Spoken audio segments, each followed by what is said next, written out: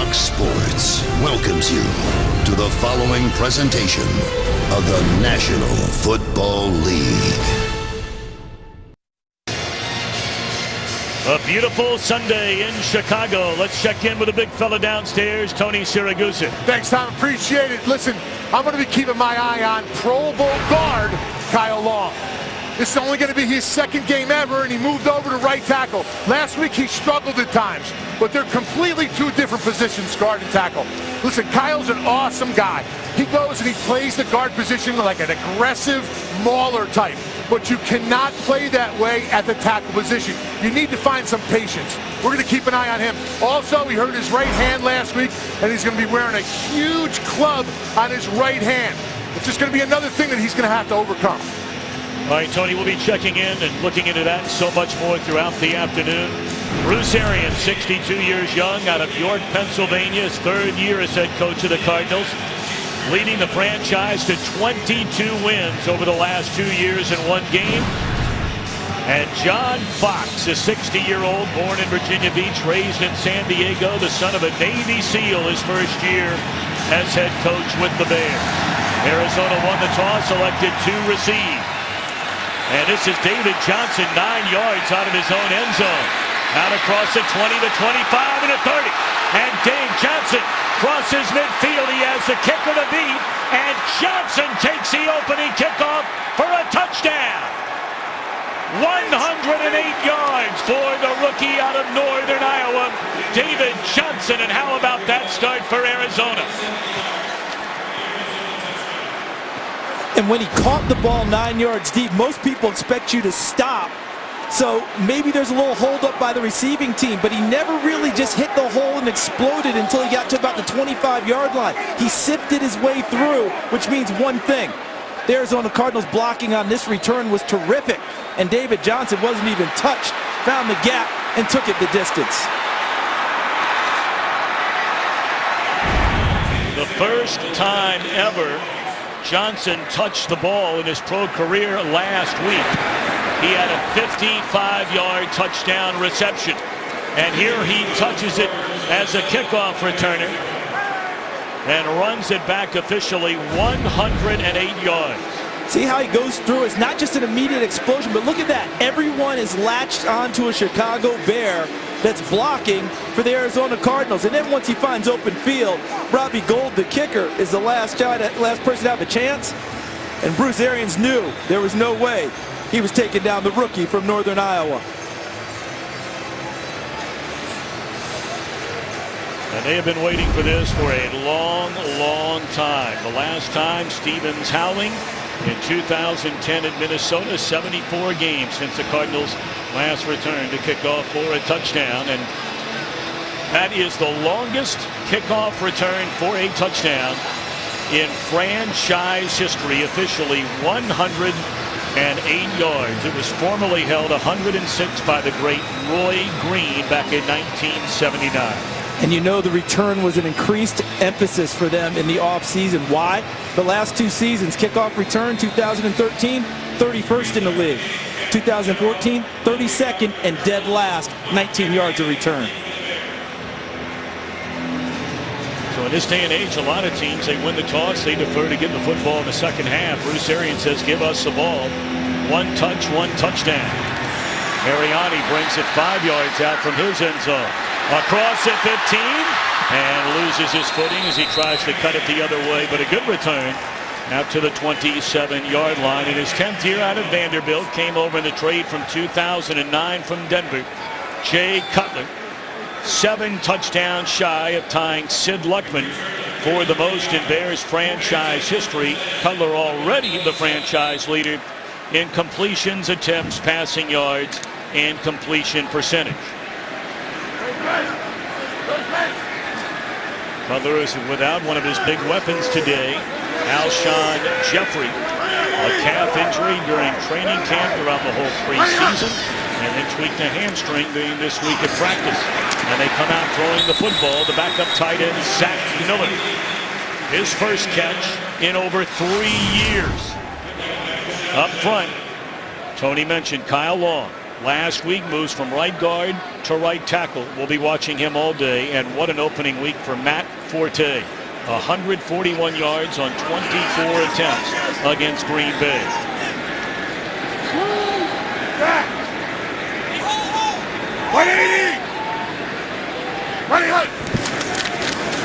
Second down, and that'll be enough to pick up a first down on the carry by Forte.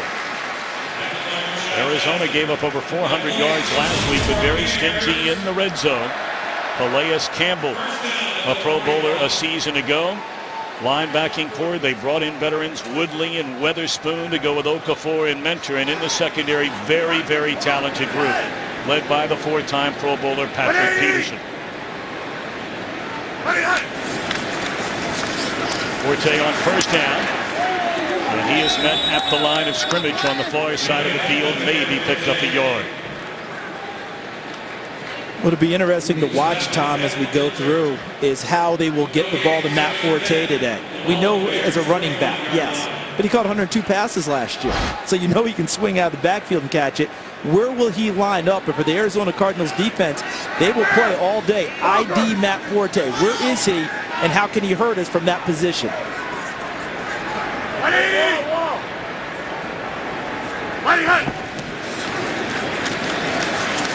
Cutler, lots of time, and again dumps it off to the tight end Miller. He is wrapped up by Peterson. The penalty flag is down.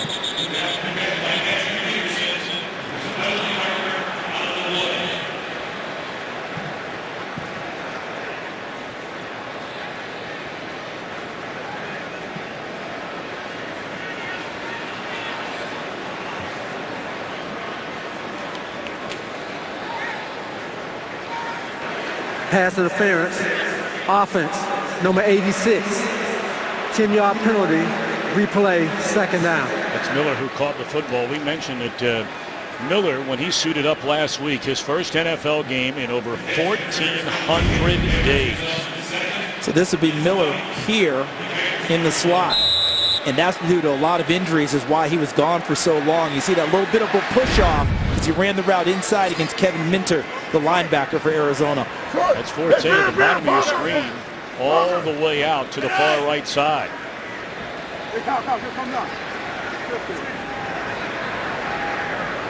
Tyler Matthew, the safety, showing blitz right there behind the line of scrimmage. Now he'll back up. Cutler out of the shotgun and fires. Back shoulder throw to Bennett, and Mentor will draw the flag in the secondary.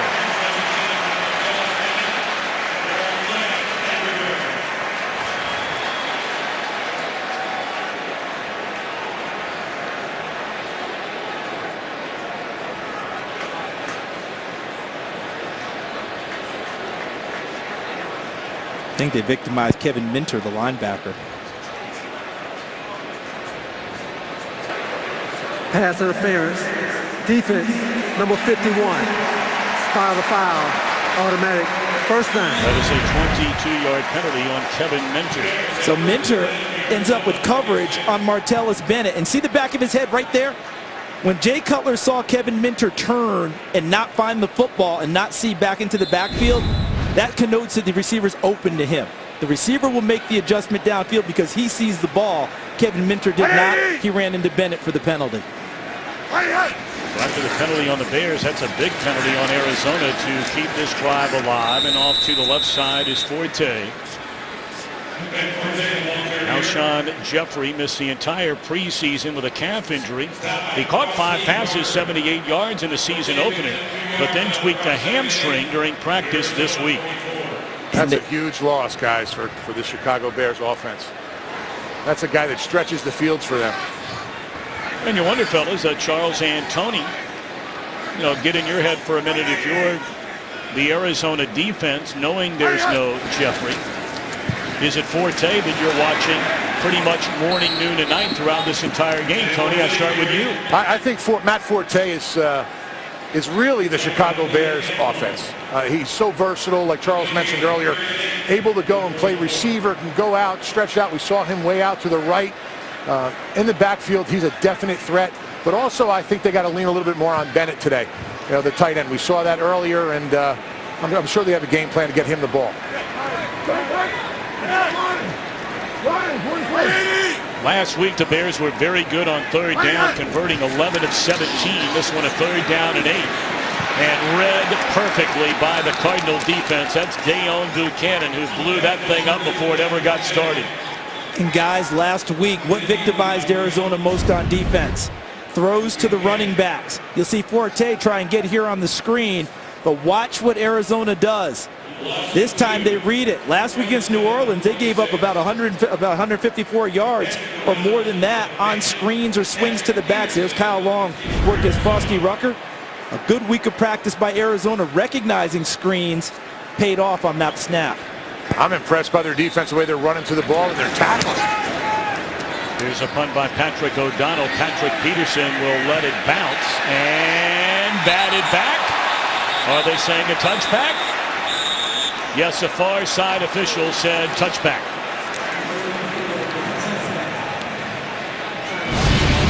A kickoff return for a touchdown by Johnson has Arizona in front 7-0. Today's game is sponsored by Southwest Airlines. Book your low fare now at southwest.com. Cardinals get the football. Nearly 5 minutes have passed here in the opening quarter from Soldier Field in Chicago. Just a glorious weather Sunday afternoon in the Windy City. Carson Palmer in his 13th year out of USC on quite a roll since coming to the desert. Not only 17-6 in those 23, but has won 14 of his last 16. And this is Chris Johnson, who gets a start. His first is a Cardinal, replacing the injured Andre Ellington. Up front, Larson continues to replace Mike Iupati, the former 49er All-Pro guard, and Watford his second start over at right tackle. A very talented group, even without Ellington, as far as their skill position players. Well, you see Chris Johnson, Larry Fitzgerald's out wide. You're going to have, of course, Michael Floyd and some speed from John Brown, number 12. A gain of 8 on Johnson's first carry. Why not give it to him again? Cuts it back up. It's enough for a first down to the 31. Back-to-back years of Bears defense, the franchise built around defense, has been brutal. Ferguson is out, so Sutton starts. And Goldman, the starter at tackle. They've gone to a 3-4 under their new defensive coordinator, Vic Fangio, and an entirely new secondary from the group which surrendered so many touchdowns and so many points a year ago. Kyle Fuller was the hot rookie last year, a second-year guy. And Antrell Roll anchors the secondary from the safety position. Palmer a strike up to the 45-yard line. And that will be another first down. That is Jerron Brown. They have a John Brown and a Jerron Brown. And both of them are going to be effective in this offense because the ball distribution from Carson Palmer is excellent. If you're open, he will find you. How about that throw? Jerron Brown finds a dead spot in the defense, makes the catch, absorbs the blow, and the Cardinals move the ball downfield. Palmer in winning 14 of his last 16 and 7 in a row. Last Cardinal quarterback to win 7 straight games. You've got to go all the way back to Jim Hart. Pernell McPhee, a newcomer to that defense, comes in to make the tackle. Came over from Baltimore. And even though he was not a starter for the Ravens, he was very active in rushing the passer. And that's what Chicago's counting on today. They want to get the Cardinals in situations where they can unleash their pass rush. Last week they got pressure on Aaron Rodgers, but they never hit him. They never put him on the ground. No sacks. They want to change that today. Pernell McPhee, number 92. And, of course, Jared Allen, number 69, likely to supply most of the pressure. Blitz coming. Jermaine Gresham, the longtime Cincinnati Bengal tight end, had back surgery during the offseason. Arizona brings him in. And when all is said and done, if this guy can stay healthy and hang on to the ball, the real weakness for Gresham has not been catching it. It's been fumbling it. That could be a very savvy pickup. Oh, a big-time pickup for them. And, of course, remember who he caught passes from early in his career? Carson Palmer in Cincinnati. An easy reconnection for the two of them. Even though it's early, it feels like an important third down for this Chicago defense. 3rd and 5.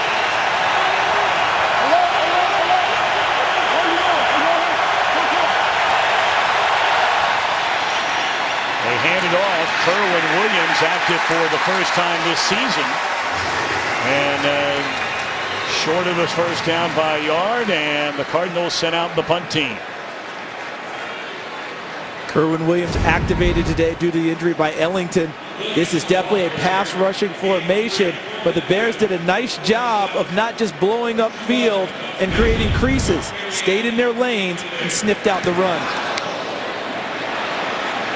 Ariani calling for the fair catch and does so at the 11-yard line. Second series coming up for Cutler and the Bears. Of course, here in Chi-Town, they've got their legends, Ernie Banks, Michael Jordan, and Papa Bear Hallis. This game is sponsored by Bud Light, the official beer sponsor of the NFL. 7-0 Arizona. 6:22 to play in the opening quarter. And Tony Siragusa right behind Kyle Long. He talked about the former All-Pro guard turned tackle as of just 1 week ago. And injured that right hand during the game last week. They handed off to Forte, and he is slammed to the deck, maybe a pickup of a yard. Tony? Hey guys, just linebacker Lamar Woodley went into the locker room with a right shoulder. They're saying that his return is questionable, so we'll keep an eye on that. All right, Tony, thank you. Of course, Woodley came over during the offseason after really an outstanding 8 years as a Steeler. The 5th most sacks in Pittsburgh franchise history. We'll probably see more of Marcus Golden, the rookie. Swing it out to Miller. So as I asked Tony the question, I follow it up with you. If you're the Bears on offense, what do you do to find some offense without Alshon Jeffrey? Well, we said that they have a thoroughbred in Matt Forte, so you ride your thoroughbred. Okay, you take Secretariat and just put him to work. But you got to do it with different formations to help him out. So far today, the Bears have done most of their work out of tight formations. They don't have that receiver that really stretches the field, so they'll show tight formations often and still try and get the bigger plays downfield out of them to fool Arizona. Cutler steps up and dumps it off beautifully to Forte. Across the 40 and up to the 43-yard line. Cutler took a big hit, was looking for a flag. What a savvy play that was by Jay Cutler.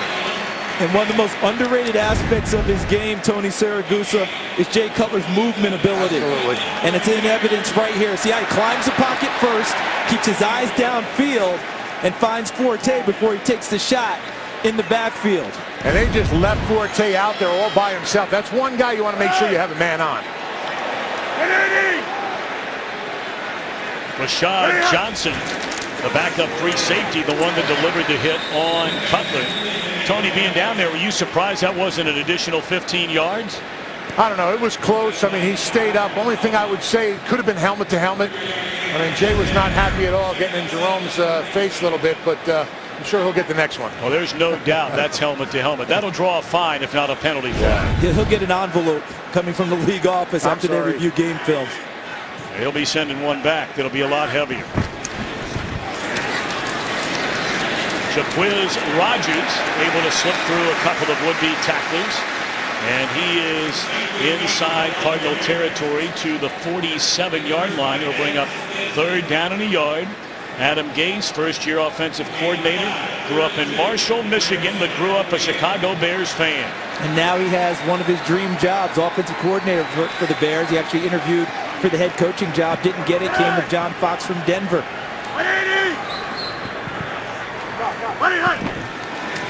3rd and a yard, they're going to throw it.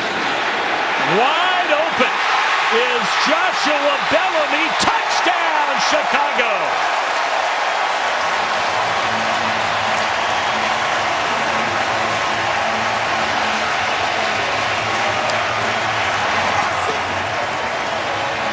They have that bunch formation on the left-hand side, but what a breakdown. Holy moly, was he wide open. When someone's this open in the NFL, it signifies only one thing. Just what you said, Tony, a blown coverage in the secondary by Arizona. 3rd and short. Chicago trying to pick up the first down. They end up getting a chunk play and a touchdown to Bellamy.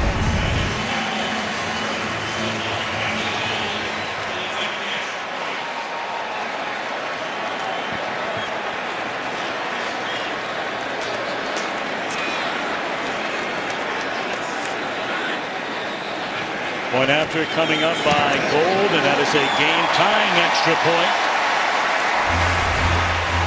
Bellamy, the first reception of his NFL career, comes from Jay Cutler. Today's game on Fox is sponsored by Chevrolet. Find new roads. And by DraftKings. Free one-week fantasy football at DraftKings.com. Well, we talked about David Johnson a week ago. The first time he touches a ball as a pro, he scores a touchdown. Bellamy's been waiting a little longer. 4 years bouncing around Kansas City, Washington, practice squads, also with San Diego. Very short kick handled by Williams, and he'll slide down at the 34-yard line. Joshua Bellamy. Have the Cardinals ever heard of this guy? That's his first career catch, and he hits a lottery. 7-7 game, 3:16 to play in the opening quarter. Arizona football starting this possession from its own 35-yard line.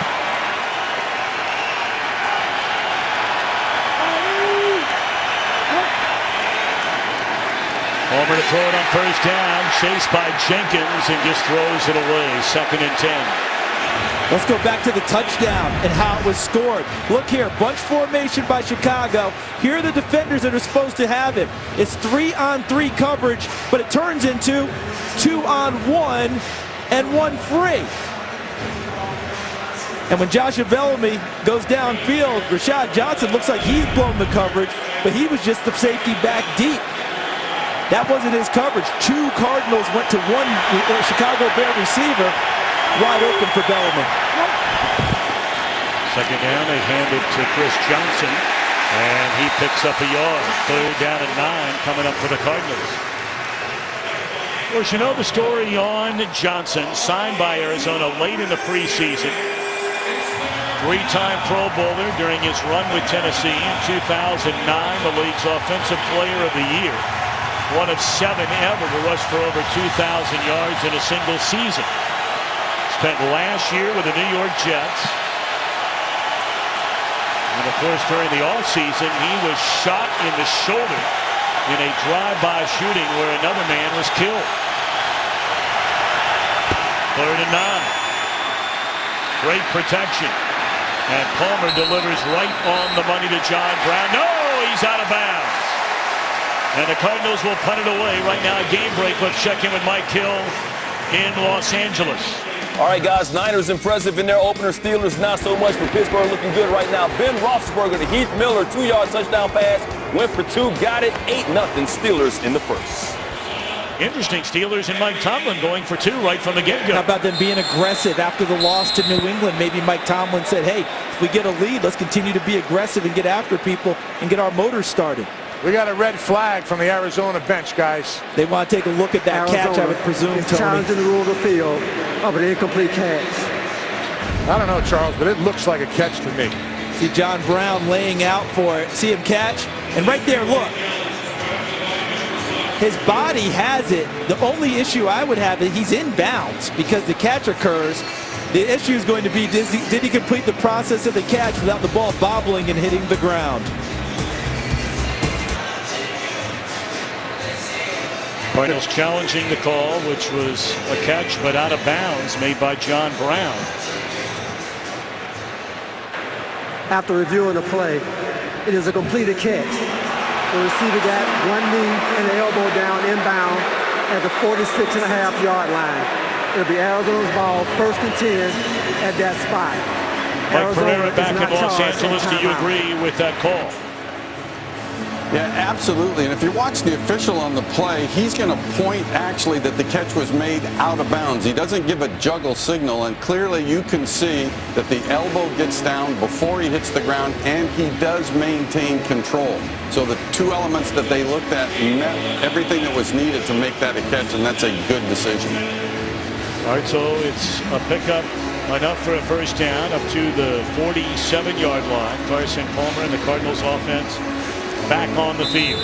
And remember, the Cardinals script the first 30 plays of the ball game, and within those 30 plays, they take 3 of them and turn them into what they call their shot plays, big plays that they want to get They're in good field position to take one. They throw it on first down. And Palmer lofting to Johnson and just slightly overthrows it. You know, the Cardinals on offense virtually had as close to a perfect game. There's no such thing, but they were about as close to it as you could have against New Orleans last week. Palmer threw for over 300 yards. They ran for over 120 yards. Palmer wasn't sacked. He didn't throw an interception. You add all of that up together, and that's only the fourth time in Cardinals franchise history they've ever done all those things in the same game. And didn't get to use Andre Ellington throughout the entire game. Ellington injuring his knee last week. Looking for the big ball. And a flag comes down. Fuller in coverage of Brown.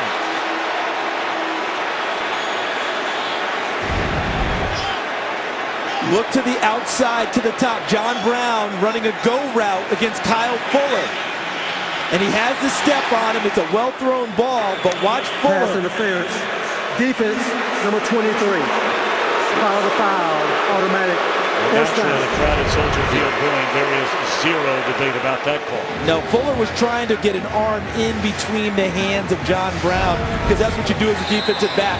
Your last recourse, try and play through the arms and the hands of the receiver. But he got there too early and raked the arms of John Brown away. Excellent call by the officials.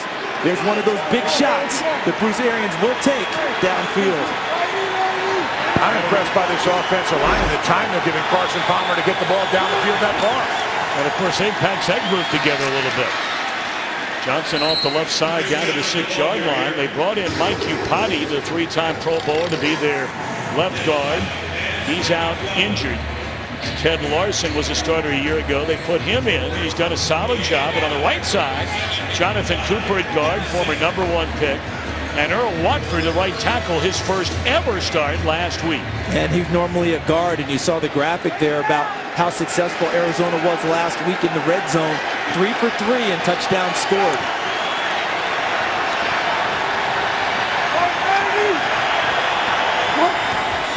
Second down, Palmer. What a beautiful call, and that is a touchdown to Jaron Brown.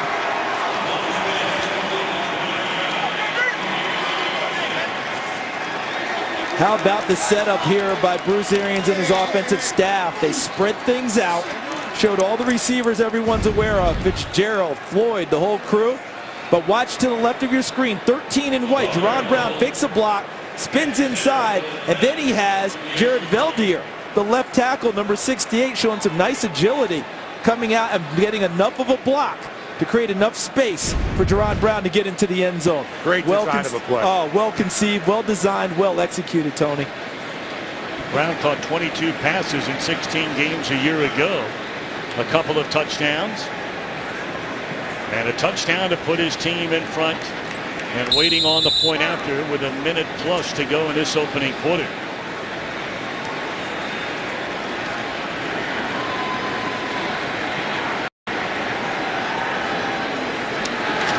Zero, and it is just inside the right upright. There were 4 of those missed around the NFL in week 1.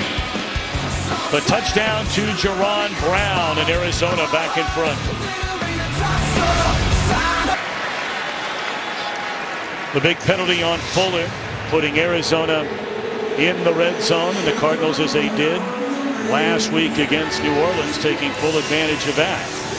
And able to punch it in on the touchdown pass, 6 yards out to Jaron Brown. 14-7 game. And Bruce Arians is going to take his shots. He's not going to be reckless about it. But he wants to push the ball downfield. And without his #1 tailback, Andre Ellington, he's going to want to create more space to help open up things for Chris Johnson and David Johnson in order to enable them to run the football.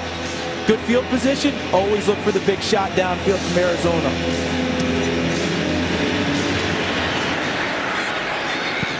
Mariani lets it pass through the back of the end zone. They call me an instigator. What the? A troublemaker. A wild card and a rebel. So don't miss an all-new Ultimate Fire Wednesdays only on FS1. Mr. Davis, I know you're looking forward to that. He is everything that he said he was on there by a factor of 100. He just sounds tough. He sounds tough. I love the accent. And he goes to other guys' fights, Tony. Right. And he's at ringside telling them they don't want any of him. You gotta love that. Love it. Jeremy Langford, the rookie out of Michigan State, checks into the game for the first time, and they put it in his hands. Nope, Cutler's going to keep it. How about that little read option from Mr. Cutler? And you brought up earlier, this guy is a very nimble runner. If you watched him in preseason, he scored on one of these where he actually ran over the defenders at the goal line. I believe it was against Cincinnati in preseason, where Jay Cutler dropped the shoulder and lowered the boom. Got a little niftiness to him, doesn't he? You don't expect that with Jay Cutler. All you hear about is the big right arm. But Adam Gase has added that to the playbook, and Jay Cutler's not shy about using it. Cutler is off to a rock-solid start here today. 6 of 6, 90 yards, a touchdown pass to Bellamy. And now a good run to pick up a first down, and this is Langford.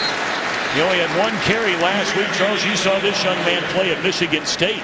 Got better and better throughout his career. He played cornerback while he was there. He played wide receiver, but finished his career with 16 straight 100-yard games against Big Ten opposition and 18 100-yard games overall. He's a good football player that they're trying to get touches for to get Matt Forte a little bit of rest in this game, so he's fresh in the second half. Now, Forte played more offensive snaps as a running back last year than any other running back in the NFL, better than 90%. A penalty flag comes in. Boy, how about that for the Cardinals? It appeared as though the Bears were just going to let the clock run out in the opening quarter. Infraction. Defense, number 97. 5-yard penalty resulted in a first down. That's Josh Morrow's second-year lineman out of Stanford. Remember, Arizona is what? A pressure team, right? They want to get upfield and wreak havoc. They are always going to be aggressive, and sometimes you can use the aggressiveness of those teams against them. Very entertaining first quarter, 14-7. Arizona in front. Fox NFL Sunday continues after these messages and a word from your local Fox station. Fully aware that Forte, as we mentioned, played in 92% of the Bears' offensive snaps a season ago. Week 1 in there for 90. They'd like to lessen that as the year goes by. And look at Cutler again. Fakes a handoff and slides very close to a first down. It looked like he's about 2 yards short. Who knew that Jay Cutler would become the number 2 running back today for the Chicago Bears? You know, Tony, the Bears brought the T formation heavily into pro football, moving from the single wing. Today, Jay Cutler's taking it back to the single wing quarterback and getting the run game back. This time he puts it in the hands of Langford. Needed to get to the 49, and he's very close to doing so on a second down run, wrapped up by Campbell.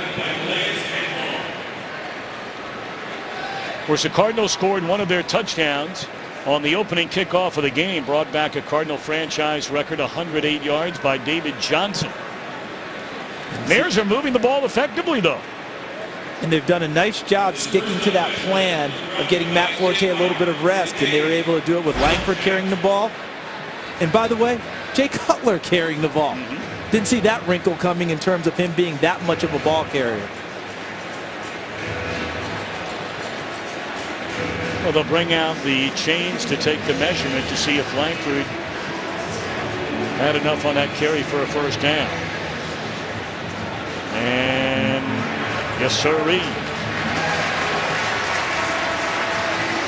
The time they got the first down, as you noted, they're moving the ball successfully. Tony, what about Kyle Long with that big wrap on his right hand? You know what? Is that affecting him? I'll tell you what, it's not affecting him at all in the run game. He's doing a great job. The team was behind him. We saw Cutler, run for a nice chunk before, and he went right behind Kyle. But on the pass, it's a problem. You can't grab. When you're an offensive lineman, you need to use that outside hand for the speed rush. And right now, he just has, a big pad there. It almost looks like a big flipper. So it's definitely it's making it harder for Kyle to go, defend the pass. But he's fighting out there. We expected that, right, Charles? No doubt with that guy. He's a fighter. down. And the carry once more by the rookie Langford. A good chunk on first down. We'll call it a gain of 6. And here we get a look at Kyle Long, number 75, the right tackle, working against Alex Okafor, number 57. And that's where we saw, Tony just talked about it, being able to punch with the hands inside, but you saw how the right hand just immediately slipped off and Okafor was able to get past him. That's where he has the trouble that Tony described, unable to sort of grab and hold on when he's punching with his hands inside. 20.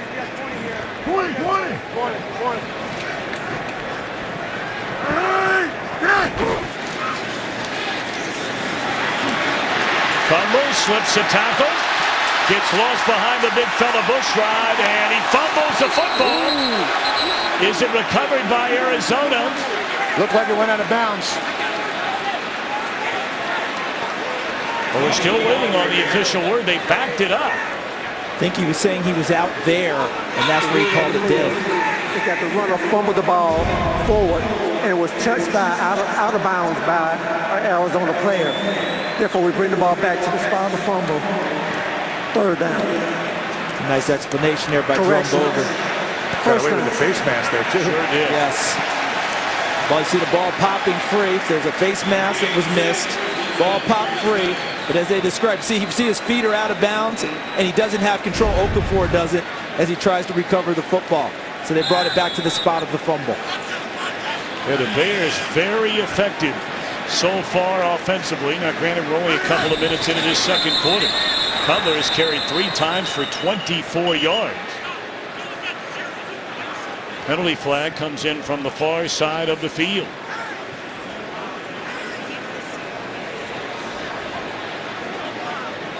There is no foul on the play.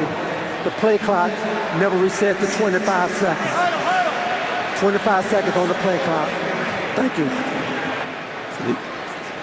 They just killed the play dead before it could take place because the clock hadn't reset. But look at Jay Cutler trying to straight arm. There's Deion Buchanan up there. Not sure he actually really got the mask. Kind of went by it there. Popped the ball free, but Okafor unable to recover. See him slipping out of bounds with no control of the football. Chicago keeps it. This time Cutler hangs onto it and throws, and the pass is caught by Eddie Royal. Royal coming over from San Diego, broke in as a rookie and had a big season when Cutler was still in Denver. And here's Jay Cutler moving, and that big season you're talking about, Eddie Royal caught 91 passes that year from Jay Cutler. So they were able to reestablish their connection in Chicago. Langford trying to pick up the first down. Very close. Tripped up by Buchanan. We check in back in Los Angeles, game break time. Vikings looking much better than they did a week ago, taking on the Lions. Adrian Peterson got him down there. Teddy Bridgewater takes it in for the bootleg 1-yard score. 14-0 Minnesota in the second. Oh, Minnesota was fired up for this one, though, after really being embarrassed by San Francisco, and Carlos Hyde and crew just ran over the top of them. 230 yards on the ground. That takes your pride. That hurts your pride as a defense when you get run over like that. Minnesota ready to go today. And once more, it's a rookie Langford. He's getting a lot of playing time here in the opening half today. And that'll be a gain of 3 on first down for Jeremy Langford. How about the formations we're seeing, Tony? Everything's pretty tight. They don't have that stretcher, as you talked about with Alshon Jeffrey. So everything they're doing is really keeping it tight, bunched in, and allowing that offensive line to kind of mass together, it appears to me. Yeah, you know, and using Cutler, running the ball, and him on that naked, I'll tell you what, they're changing it up, frustrating the defense a little bit. You know, they got to go and keep it together. 4-man rush. Cutler, great protection, finds Bennett. Trying to muscle his way into the end zone and denied by about a foot by Jefferson. And when you got Martellus Bennett and no one can stop him at the line of scrimmage, meaning free release into the secondary, and what a delivery by Jay Cutler. And there's Kyle Long on the pass protection. Did a nice job as we see Lamar Woodley back in the game after injuring a shoulder earlier today. Excellent job by Kyle Long with the clubbed hand, keeping Woodley away from his quarterback. They're bringing an extra tight end, an additional offensive lineman, and they give it to Langford, his first career touchdown. How about that drive? Almost the entire drive with Langford in the backfield rather than Matt Forte. They had a plan coming into today. Get Forte some rest. It's hard to do when you've got him standing on the sidelines. You want him in the game. But Adam Gase and his staff have stuck with it.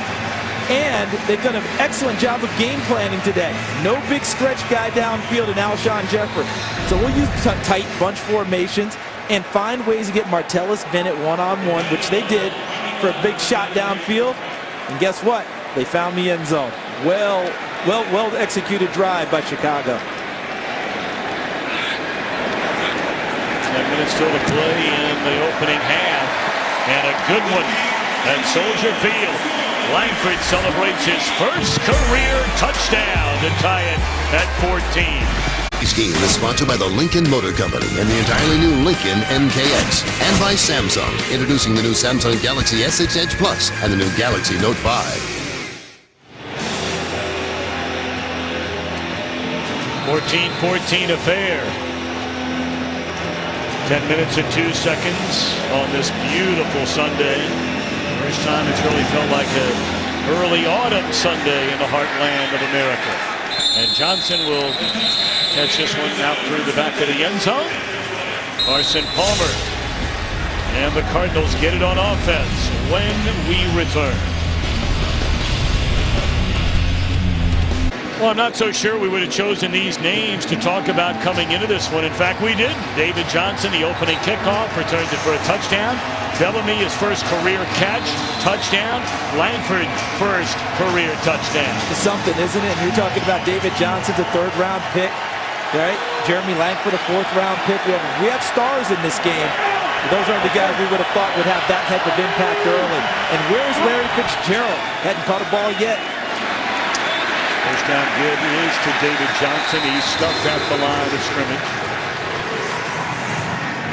Well, you know, the Cardinals were so impressive last week, but many wonder, Charles, is this a big hit not having Andre Ellington? When they have him in the lineup, it is a good-looking, well-rounded team. You know, people play at different tempos depending on who's in the ball game. Andre Ellington allows them to go at a faster tempo. You notice how things pick up when he's in the game, and he can do many of the things we talk about Matt Forte can do. Run the ball, catch it out of the backfield. He's got great quicks and jets, and the team seems to respond when he's in the lineup. Blitz coming. Palmer gets it away, and that is a first down catch up to the 34-yard line by the second-year explosive receiver out of Pittsburgh State, John Brown. Wow, after he called that ball, I'll tell you what, he exploded upfield. Carson Palmer did take a big hit on that one, guys. And you see now they're trying to bring that pressure. Vic Fangio, there's Acho 49 in there, getting some assistance going up the middle. There's 59 Christian Jones, but he hung in there and delivered a strike to John Brown. There's Palmer coming all the way back from a pair of injuries. It shortened his season last year. Nobody debates that throwing arm, however. That is a missile into the hands of Michael Floyd. There are penalty flags all over the field. And this one may be on Floyd. He may have pushed off to get open. Offense, number 15. Yep. 10-yard penalty. Replay, first down. Remember, Michael Floyd missed the preseason with 3 dislocated fingers. Came back and played in the opener. See him using his size, that inside arm pushing off against Kyle Fuller. And the reason they caught him on that is when he pushed off, he got it extended. And when it's extended out, you can see it. There's Larry Fitzgerald. Last week, 6 catches for 87 yards, average almost 15 yards a catch. Today, zeros across the board. But I don't expect that to continue throughout the afternoon. Well, especially considering he's only caught a pass in 164 consecutive games. You've got to go all the way back to 2004 in a game against Buffalo where he did not have a reception. And I have a question about why wouldn't you throw it to Larry Fitzgerald then? You're exactly right.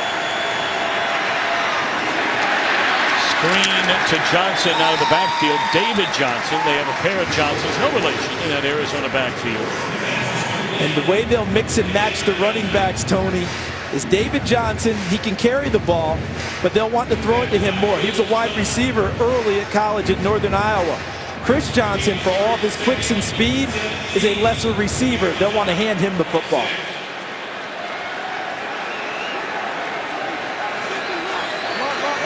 2nd down and 17. They have David Johnson split to the far left of the formation. Shotgun empty backfield. Palmer looking for Fitzgerald and finds him. So that's 165 consecutive games with a reception. By the way, that game when it was Halloween in 2004 in Buffalo, they targeted Fitzgerald, did Josh McCown, then the quarterback 5 times without a catch.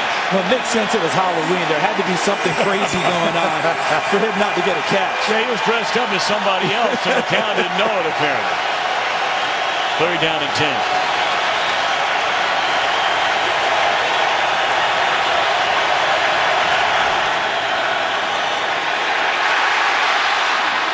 Palmer able to escape trouble and delivers a strike to Brown, and that's a 1st down close to midfield. McPhee whipped, trying to get Palmer. And Jared Allen has had to convert to being an outside linebacker, but they've told him he has a little more free reign this week to go back to being the defensive end he was before. And he put pressure on Carson Palmer. But Palmer, big, strong, thick guy back there, able to deliver that strike without getting his legs into the throw. Frustrating for Jared Allen. He put the pressure on, and Carson Palmer still defeated it. 1st down from the 45. Chris Johnson back in there and met head on at the line of scrimmage. First man there is McPhee. And Tony, Jared Allen's trying to get comfortable out there. 2-point stance, 3-point stance. What do I do? Because he's only done 3-point stance his whole career, and the 2-point stance, I think, is still affecting him. Yeah, you know, when you're a pass rusher, the most important thing is getting off the ball. Almost like a guy running track. You know, you want that speed, that burst. You want to stay low. And when he's in a 2-point stance, he's too high. He can't move as well. So he's a much better pass rusher when he's down in that 3-point stance. You know, Tony, I want to get back to that for a minute, because I think for most fans out there, is Palmer on 2nd down, and we'll call it 9. Go for the looking down to Brown, and it's in and out of the hands, and another flag comes in, and Alan Ball cannot believe it. Well, that's the way they're calling this game, tight. We saw the coverage on both sides, pushing off, pass interference. Flags are flying today, guys. Pass interference. Defense, number 24. Spot the foul. Automatic. 1st down. When you watch the Cardinals play, you can see Bruce Arians' fingerprints all over this, because what he tells his quarterbacks is make the throw and let the receiver make the big play downfield. Now watch the pass protection.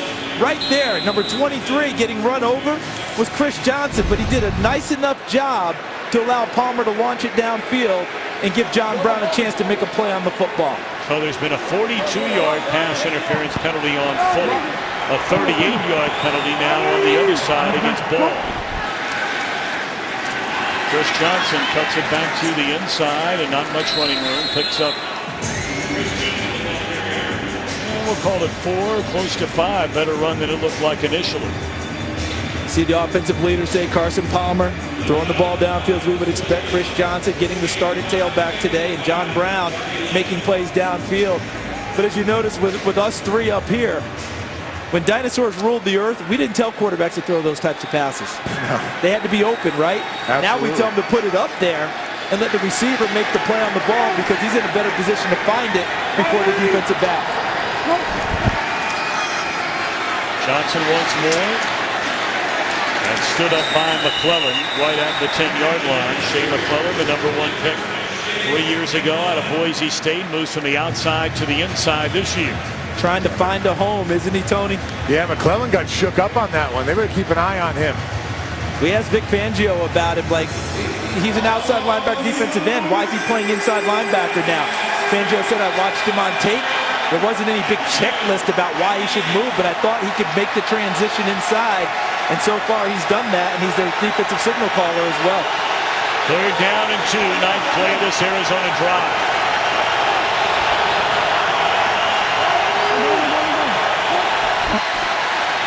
Fake it to Johnson. Fitzgerald, a touchdown!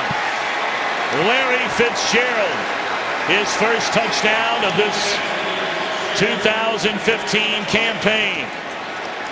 This is ordinarily a tight end route, but Larry Fitzgerald with his size comes back into the tight end position really tight formation, runs what we call a stick nod, a little out and up, and gets inside. And how about the throw by Carson Palmer, taking him to the ground, letting him use his body to shield off the defensive back, and allows for the touchdown.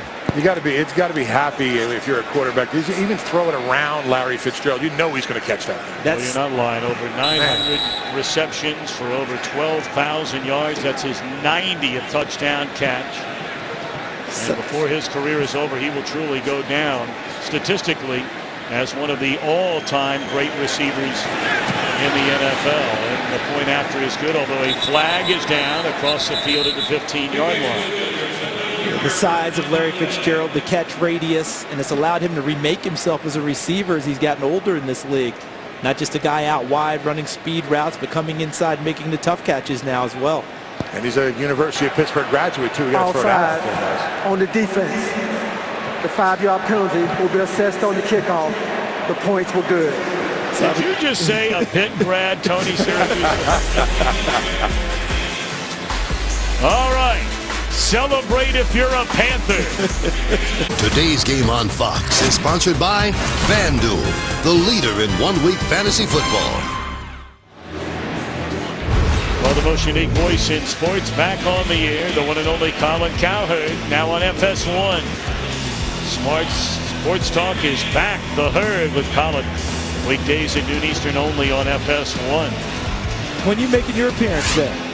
I don't know. You know, we're hanging out at the Fox you gotta let me know for a little while. You know, I got to move up the totem pole a little bit before I can make an appearance on that show. They hold that for guys like you and Tony Syracuse. No, I haven't made an appearance yet. I bet Goose has been on. No. That's through the back of the end zone.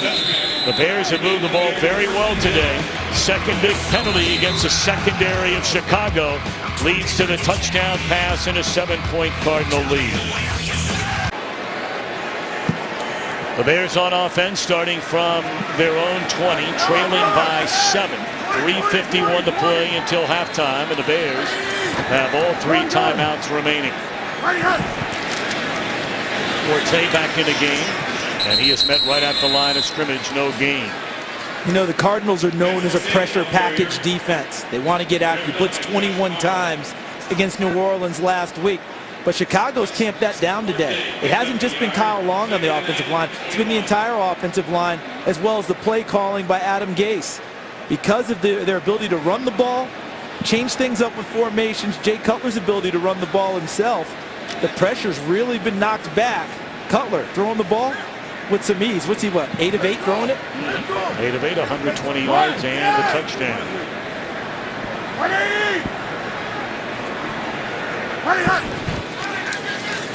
Cutler throws the interception. And that is Tony Jefferson sniffing the end zone, a touchdown. The most inopportune time, it seems, frequently, for this Chicago Bears quarterback, Jay Cutler. And that is a big one right there. And really, I don't know how much of this was Arizona or how much of this is Jay Cutler with just a bad pass. See, it's behind Martellus Bennett. Jefferson's where he's supposed to be, but essentially gets a gift. Because if he puts it right where he's supposed to with Bennett, and that ball didn't come off his hand very well. You see that? See how it's twisting downward, Tony? Yes, I do. I mean, Martellus Bennett was wide open. If he leads him a little bit, he could still be running. If you throw it behind him, Jefferson was right there. But good defenses take advantage when you give them an opportunity. They take it and go in the other direction, as Tony Jefferson did. I don't know if Cutler's hurt because the way the ball came off of his hand. Yeah, in fact, they're getting the backup quarterback, Jimmy Clausen, up and loose right now, and Cutler is going directly to the Chicago locker room. That is a 26-yard interception return for a touchdown by Jefferson. And now the point after is right down the middle. These Chicago Bear fans with Jay Cutler going into the locker room are not very friendly right now towards him. And let's see what happens at the end, because Jay's a competitor and he's trying to make the tackle on Jefferson. Oh boy. And he gave him an excellent straight arm, and he went down. It looked like he went down on the right side, which is his throwing shoulder, and that could be the issue. That is a play you frequently see in baseball on outfielders when they're diving to make a catch, and that shoulder rolls up underneath, and that does not look good. We'll hope for good news on Cutler. The first thing that hit was the force of his body on his right shoulder when he went down. Yeah, it looked like his head hit also, you know. I'm going to go in, guys, see if I can get something from the Chicago Bears. All right, Tony, thank you. Jimmy Clausen, 6 seasons in the NFL, his first 4 in Carolina. Joined Chicago a season ago. He's played in 17 games in his career, 11 as a starter, only 1 game as a Bear. It's when Cutler was benched, you may remember, the second to last weekend of last season. He was supposed to carry the rest of the season as the starter, but he got a concussion in that game, and Jay Cutler had to come back and become the starter again for the final game before Mark Trestman and staff were fired, and we started over with John Fox. Ariana's going to bring it out of the end zone. And he's out to the 20. Spins out of the tackle and brings it out to the 28-yard line. And a penalty flag is down right at the 21. During the return, holding, receiving team, number 49. 10-yard penalty. Chicago keeps the ball. First down. Let's check in back in Los Angeles with Mike Hill for a game break. Hi, Mike. Fellas, guess who's in the end zone for the G-men? Odell Beckham Jr. had a great rookie season, 12 touchdown receptions last year. His first this year, 67 yards from Eli Manning. We're tied at 10 in the second. Back to you, Tom and Charles. And Mike, it's nice to see him not short arm that one as we saw him do a few times in preseason. That looked like the Odell Beckham we saw last season. Preseason, I'm not sure we were watching ODB. It's like he's protecting himself to get to the regular season. Well, the Giants have just been ravaged with injuries during the preseason. You may remember they came to Cincinnati to practice for an entire week leading up to a game there against a very physical Bengal team. And that was an ugly week for the Giants. I saw 2 of the practices there, and it was physical. All right, you're talking about 2 teams that pride themselves on being that. So by the time they got to game day, they had left it all out on the practice field. So this will be interesting to see what Adam Gase wants to do with Jimmy Clausen running the team now, backed up in their deep in their own territory and down 2 touchdowns, headed towards the half. A 2:15 and counting, and they pitch it to Forte, cuts it back to the inside and up to the 20. It'll bring up 3rd down and a yard. This will take us, or will it? No, I think Arizona wants a timeout here because they're going to want to try and get the ball back and get great field position and try and get 1 more before the half.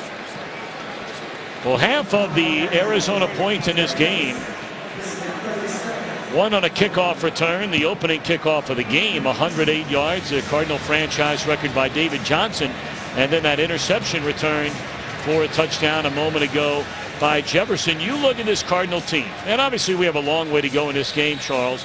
Much has been made of all the success. Seattle we know about. San Francisco, a lot of turnover there. Rams, a huge win in week 1 last week against the Seahawks. Are the Cardinals as good as anybody in the West? I believe that they are, and even more important, they believe that they are. 9-1 last year when Carson Palmer went down with the knee injury. Remember, they got through the first time when he had the shoulder injury. They got through that fine with Drew Stanton. But went 9-1, couldn't take it any farther than that. They believe with Carson Palmer, they're as good as anyone. That's Corey Redding, 13-year veteran who jumped across the line of scrimmage. And that drives coaches crazy, doesn't it? They call the timeout to set things up. Encroachment. Defense, number 90. 5-yard penalty. First down. Take the timeout to try and save clock.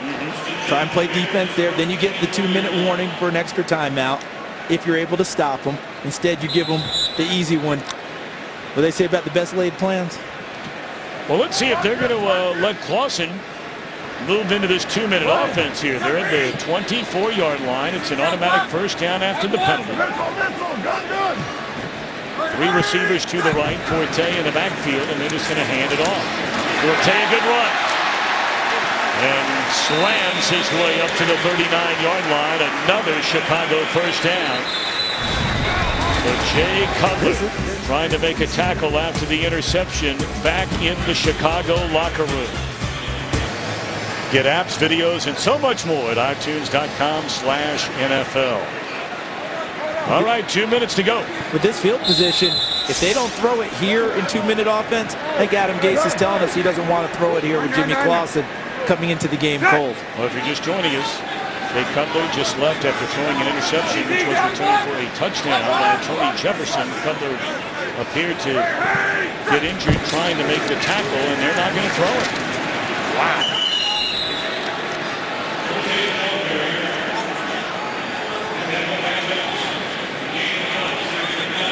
Well, we mentioned a touchdown on a kickoff return, an interception return. In the same game, you've got to go back a long time. So back when the Cardinals were playing in the city of St. Louis. They're going to throw it here. Martellus Bennett, a nice open field tackle made by Jefferson. Third down. And the clock is stopped. Is that a Cardinal timeout? It is. I believe it is.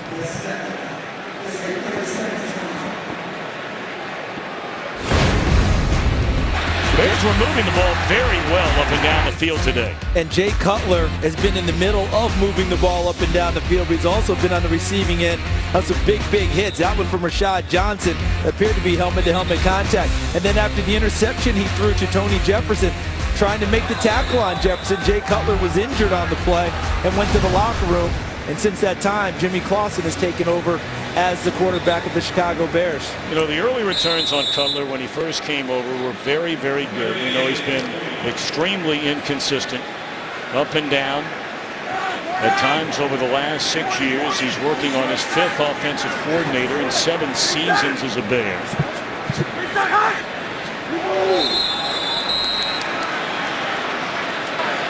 False start. Offense, number 74. 5-yard penalty. Still third down.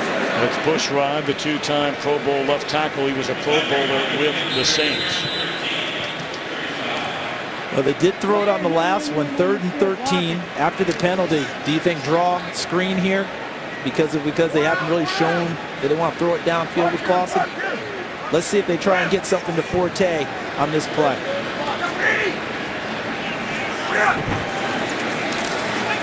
Yep, you call it. And they set up the screen, and Calais Campbell was not to be fooled. Last week, New Orleans really got to Arizona with screens and swings to the backs. James Betcher, the defensive coordinator, and his staff worked hard this week. What a great play, as you noted, Tom, by Calais Campbell, the all-pro defensive end. He read it early, attached himself to the hip of Matt Forte, and Clausen wisely threw the ball into the ground to avoid an interception.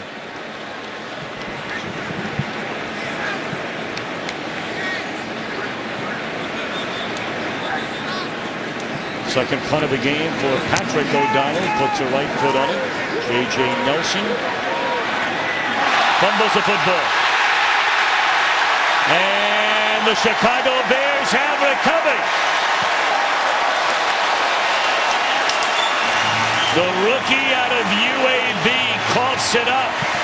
He was thinking about running the football because there was plenty of green in front of him. J.J. Nelson's a 4.28 40-yard dash guy, but that does you no good if you don't secure the football. And I think, as you pointed out, he was thinking about using the 4.28 speed before the ball was secure in his mitts. And what great hustle by the Bears downfield. Here's Jaquiz Rogers, 35, who beats him to the football and sets the Bears up with a great opportunity. Well, that gives Chicago some life, because this team did not have much of it after the injury to Cutler. Following the interception return for a touchdown, batted down at the line of scrimmage. Josh Morrow played in 5 games as a rookie after being signed off the Steelers practice squad. To the right, 97, all the way on the end. Chips off on Bennett, sees the ball, gets the mitts in the air, and does his J.J. Watt imitation, or Calais Campbell, and knocks it away. His alma mater, the Cardinal, had a big win last night. Huge win for Stanford on the road after being upset week 1 by Northwestern. And this time it's the other side. It's like a pair of power forwards. Morrow on one side, close to 6'7". And you mentioned Campbell on the other side at 6'8". In recent years, Campbell second only to J.J. Watt in batted passes at the line of scrimmage. Watch him to the right side, number 93 in white. And this is just excellent fundamental football by the defensive line. When the pass rush is over and you can't get to the quarterback, what are you taught to do? Get your hands in the passing lane. Absolutely. Right? Tony, you did that enough along the way, right? Get him up. And you know what? Jimmy Clausen, his windup is so long that you can see when the ball's coming out. Makes it easier for the defensive lineman to know when to jump. Third down, blitz coming. Clausen turns it loose and nowhere near the intended target of Wilson. Boy, that's ugly, uglier, and ugliest. And now the field goal unit comes out. Tony, Charles, how much work does a backup quarterback get during the week to prepare for a game? Not nearly as much as people at home would think. Tony, you did it with Baltimore and Indianapolis. They don't get many snaps. And if you have a quarterback with a big personality, a Peyton Manning, a Tom Brady, they get even less snaps. Yeah, they get the choice. If they want to take all the snaps, they take them all.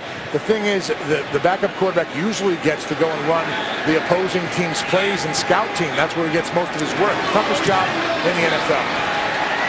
40 yards out, money in the bank, Robbie Gould. And a penalty flag is down. Hold on a minute now. A flag. Offside. Defense. The 5-yard penalty will be assessed on the kickoff. Okay. The field goal is good. That makes it 28-17. 59 seconds remain. Coming up on the Visa Halftime Report. How about it, Kurt Menefee?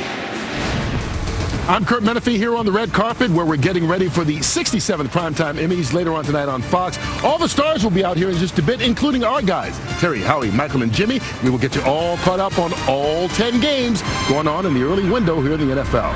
That's on the Visa Halftime. I'm surprised that they didn't send Charles Davis and Tony Siragusa to be on that red carpet. Of course, you guys might be flying there today, right? Tony, you on your way there? I don't know about that. I'm on my way to my couch to watch the guys work. Hey, how about this though, Tony? 28-17. We just talked about Chicago getting a little bit of a gift and getting the 3 points, right? Yes. This is normally a situation a team take the kick, you're ahead, let's get to the half. But this is Bruce Arians. I'm not sure that they go in that direction because he trusts his quarterback Carson Palmer.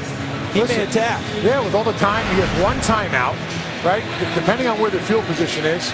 I mean, you know, at least try to get in the field goal range, get something out of it. I don't think they want to go into halftime right here at this. I mean, if your offense is rolling a little bit, if your quarterback has all the time in the world like they've had, I mean, you know, move the ball downfield. Also, I've been trying to get in touch with the PR department, went inside. A couple of the PR guys didn't even know that, you know, that there was any kind of injury. So we'll see if we can get something at halftime. I'm going to talk to John Fox a little bit, but we'll keep you up to date on what's going on. All right, Tony, thank you. You remember last week as Arizona tried to ice the game with New Orleans, they could have tried to run it 3rd and short. What did VA do? Misdirection, screen to David Johnson, 55-yard touchdown pass. So let's see where the field position ends up. Well, when Lasser through the back of the end zone, they'll get it at the 20. Well, we talked about the aggressiveness of Bruce Arians and what he wants to do as a head coach. He wants to take shots all day long.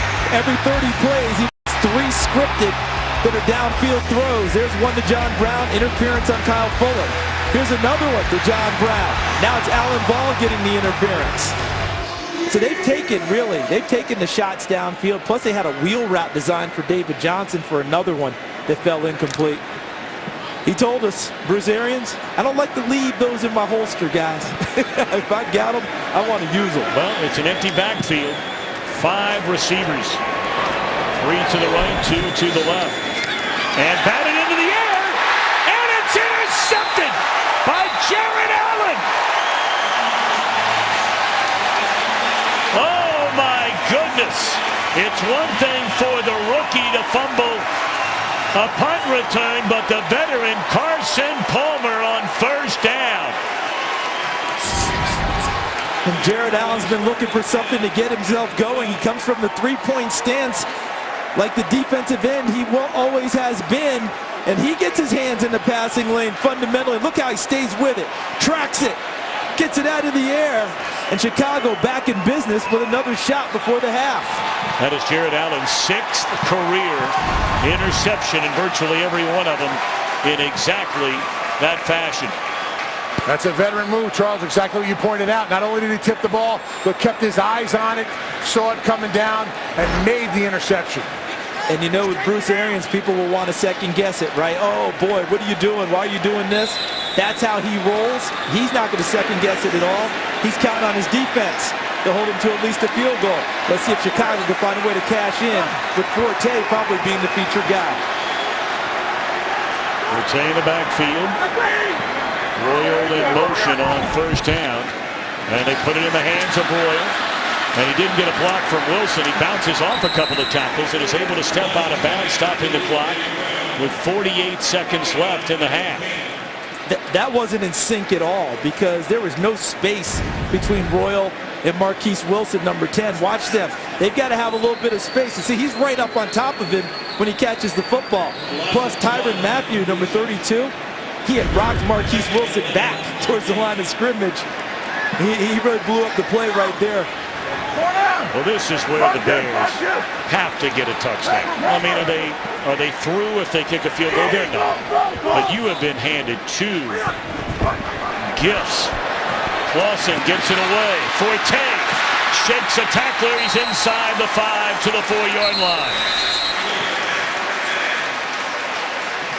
Timeout called as Forte did not get out of bounds, was tackled at the 5.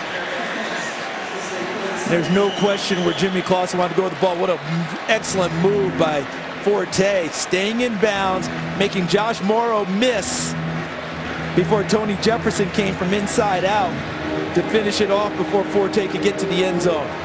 All he got was the towel. And if we were playing flag football, then Josh Morrow's got a nice flag. But they're not playing flag in Chicago. This is full contact in Chicago. Yes, it is. I don't think they allow flag football in the Chicago city limits. I think you're right. All right.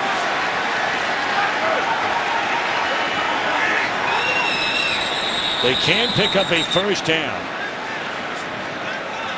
It is 3rd down and 3, and now the Cardinals on defense. Arizona, their 3rd and final. This is a 30-second timeout. You know, this guy Forte he's had just such an outstanding career. He's one of only 20 players in the history of the game with over 7,000 rushing yards, all the receptions, a NFL record 102, most yards from scrimmage among all players in the NFL, second only to the late great Walter Payton in career rushing yards. But you know, 7,000 plus rushing, 3,000 plus receiving yards, and only Marshall Faulk did it quicker to reach those numbers than Matt Forte. And that's a Hall of Famer who did it quicker, Matt Forte. And boy, he looks to me to be in the best shape he's been in his life. He even looks a little leaner and stronger than he's been in past seasons. And he's out, split to the left, now coming in motion alongside Clausen. Early movement somewhere along that defensive front. Yep. I mean, the Cardinals are just completely blasting themselves right in the foot here in the last 2 minutes of this first half. Calais Campbell's arguing that he was drawn offsides by the movement of Chicago. Neutral zone infraction. Defense, number 32. Moved into the neutral zone, caused a reaction by the wide receiver who is also protected. Half the distance to the goal. Still 3rd down. You saw at the top of your screen there, the jumping looked like Weatherspoon 55, I believe, was one of the first guys across.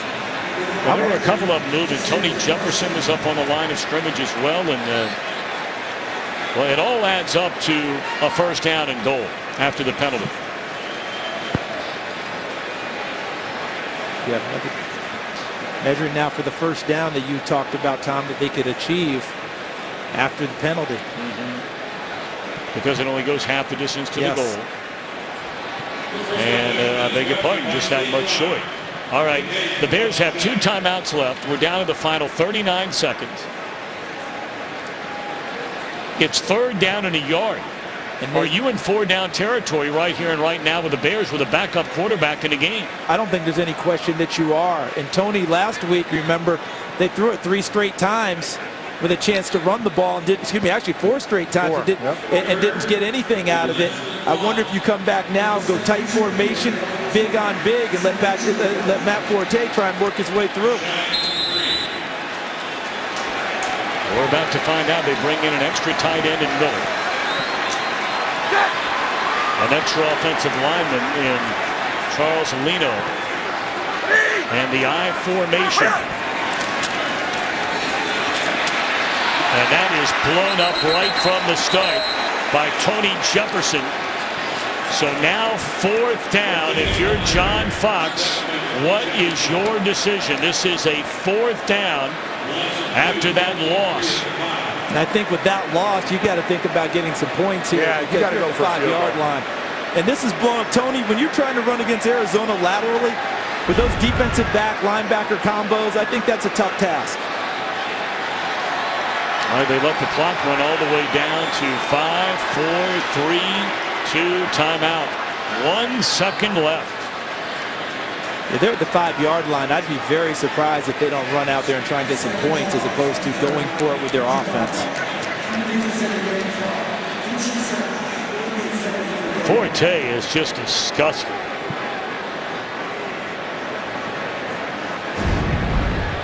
They have the tipped pass, tipped by Allen, intercepted by Allen,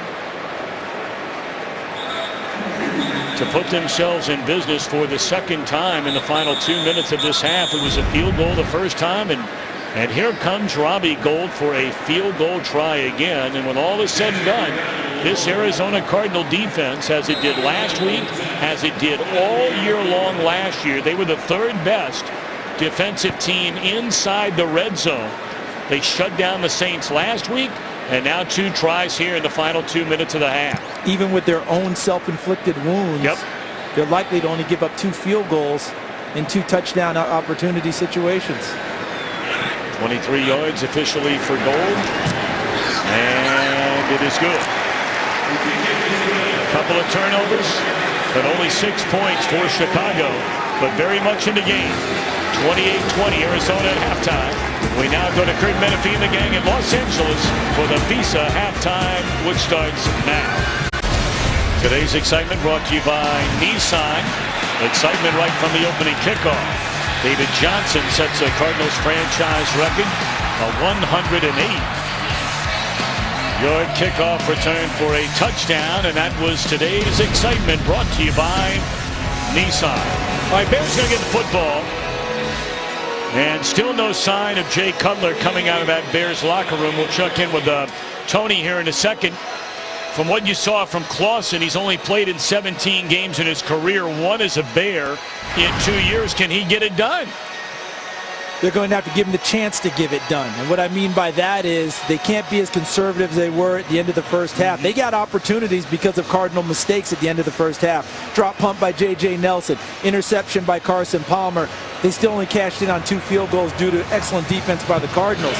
But they're going to have to go out and play this half as if Jay Cutler were in the game. Maybe not all the same design plays because Cutler has the big arm. But at the same time, they've got to play it to open things up and give themselves a chance. They won't win it by handing to Matt Forte 20 times in the second half. We're going to check in with Tony Siragusa after this kick, which will be handled by Mariani. 8 yards into his own end zone. Big collision there on the kickoff, as there frequently is. Brought up to the 22. Players are injured, and we have a flag down. That was a collision right around the 10-yard line. You could hear it, you can see it from all the way up here. I felt it, and that was about 15 yards away from it, Tom. Huge collision. And I believe one of the players is Justin Bethel, who's gone to back-to-back Pro Bowls as a special There is team no foul on the play for a block in the player. back. The contact is ruled to have been from the side. And they're continuing to take a look at Bellamy. You may remember he had his first career catch, and it went for a touchdown in the opening quarter of this game, and is able somehow, some way to get up and and make his way to the sideline. Likewise for Bethel. Tony, how about it at halftime? So I got a chance to talk to John Fox on the way out of the tunnel before he talked to me. He was complaining to the officials about helmet-to-helmet contact, about protecting his quarterback, something that he hasn't got. You guys are blowing these calls. And then I asked him, I said, well, you know, John, Jay Cutler goes in, what's the injury? And he sort of, you know, said, well, it's going to be a hamstring. You know, when he was chasing, it was a hamstring. But so that's the official report that they're going with, and that's all I could say. All right. Not too convincing, but it's a hamstring. In any event, now it's Jimmy Clausen's ball. Clausen got the start, you may recall, in week 15 of last year. That's when then head coach Mark Trestman benched Jay Cutler. And they're going to turn around and hand it off to Forte. And if you're the Arizona defense at this point, I mean, what else are you going to expect? If you weren't with us, Cutler threw the interception, chasing Jefferson, made a diving attempt to try and tackle him.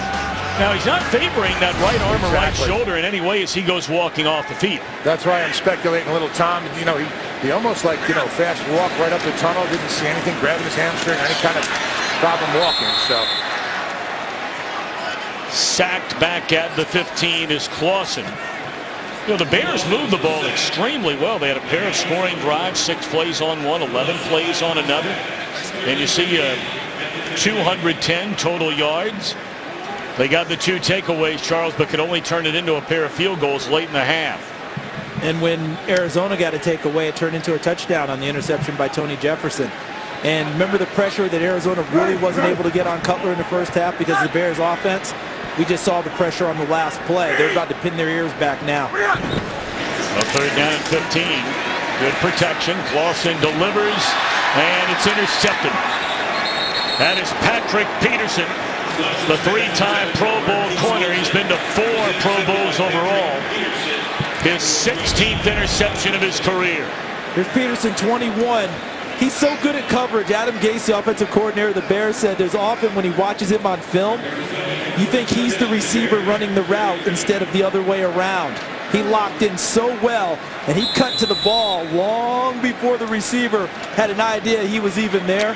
Marquise Wilson turned around and had to play cornerback and was unable to knock it away from Patrick Peterson. See only Patrick Peterson, 16, bettered by Richard Sherman for interceptions among all players in the NFL since Peterson came into the league. A 1st down rush for Johnson, Chris Johnson, who had a very quiet first half. He had 6 carries for 25 yards. Nothing wrong with that 4.2 yards per carry average. Not a bit. You remember everyone was talking about how slowed down he had become, right? Last year with the Jets. I think everyone was stunned when they went back and looked and saw that his yards per carry with the Jets last year was 4.3. So he may not look the same. We may not get the 80-plus yard bursts we've gotten out of him as frequently as in the past, but he still has a chance to be a productive back.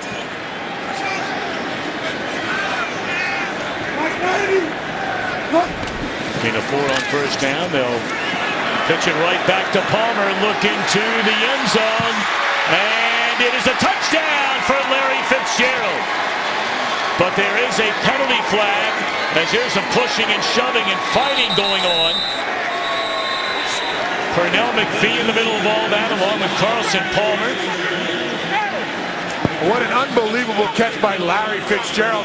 Standing right here. I mean, he got dragged down to the ground. I'm surprised he's kept that ball and held on to it.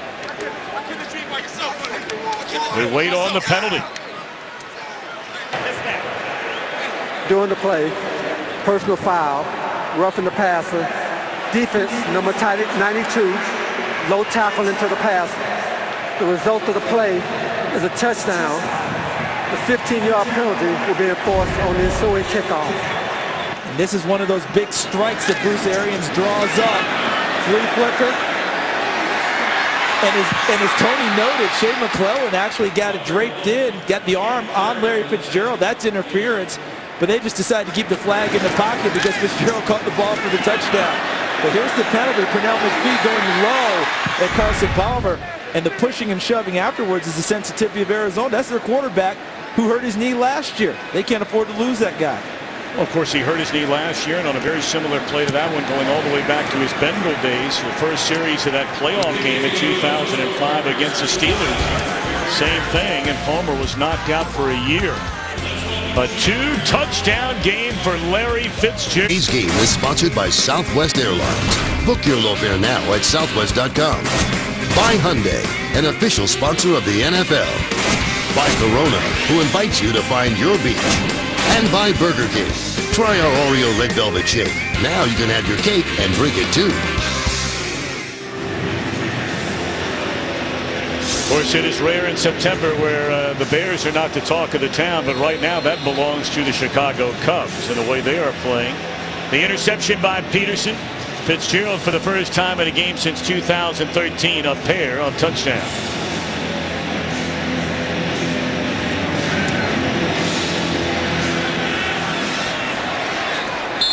And after the penalty, it's booted into the stands. And look at Patrick Peterson. He saw that throw the whole way from Jimmy Clausen from off position and coverage and came up and got it. That led to this. Now watch right there. Freeze. This offensive line did not fire off like a full run play. They made sure they held their position for the pass. Chicago thought it was a run, and then Shea McClellan late actually did interfere with Larry Fitzgerald even though there was no flag. Tremendous concentration and catch by Fitzgerald. On the flea flicker, big strike play drawn up by Bruce Arians and the offensive staff.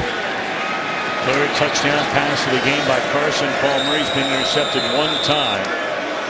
Crowd booing the play calling. It's a 35-20 game, and we have nearly an entire half left of football. And this crowd is upset by what they're seeing. See James Betcher, the defensive coordinator. Look at what they're getting now. The takeaways, the points off of the takeaways. That's an Arizona Cardinals defense. Ray Horton was the coordinator. They were aggressive. Todd Bowles, who's now the head coach of the Jets. Yep. And James Betcher was on staff and has continued that tradition.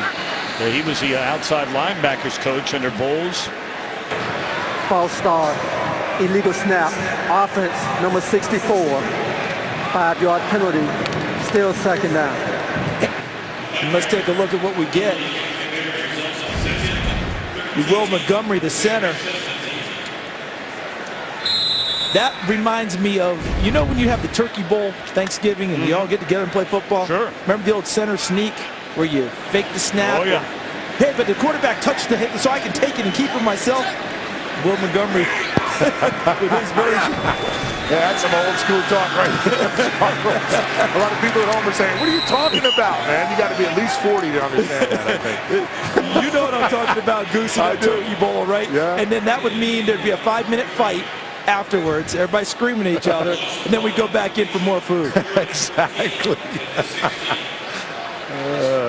That one read beautifully by Matthew. It brings up third down and 15 for the Bears. They need to get out to the 30-yard line to convert with 11:20 to play here in the third quarter. And look how Arizona's just bouncing around on defense. I don't think they respect Jimmy Clausen at all. They're just going to come after him. Forte just gets whatever he can get. And he's up to the 27. The Bears will punt it away.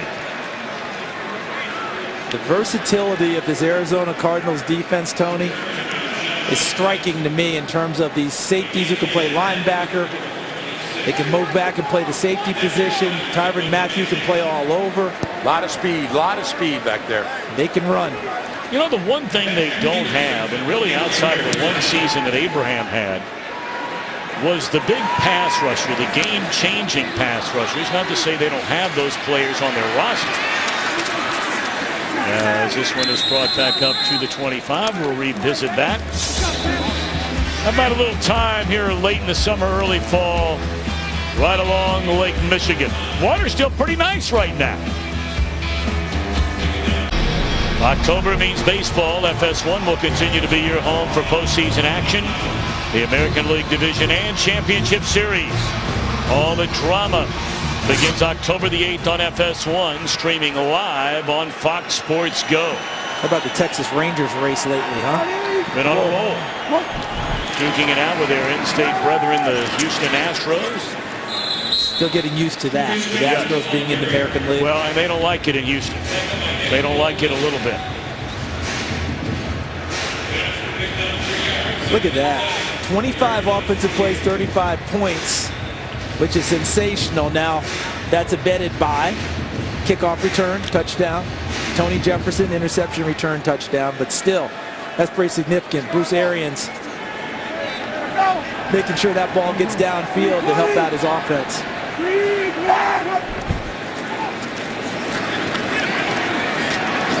Good running room for Johnson on second down. He's up to close to the 35. That's where he needs to be for a first down. And it is enough. Got to go back to 2006 during his days as a Bengal. Since Carson Palmer had back-to-back 3 touchdown games, and he has a chance to do a lot better than that today.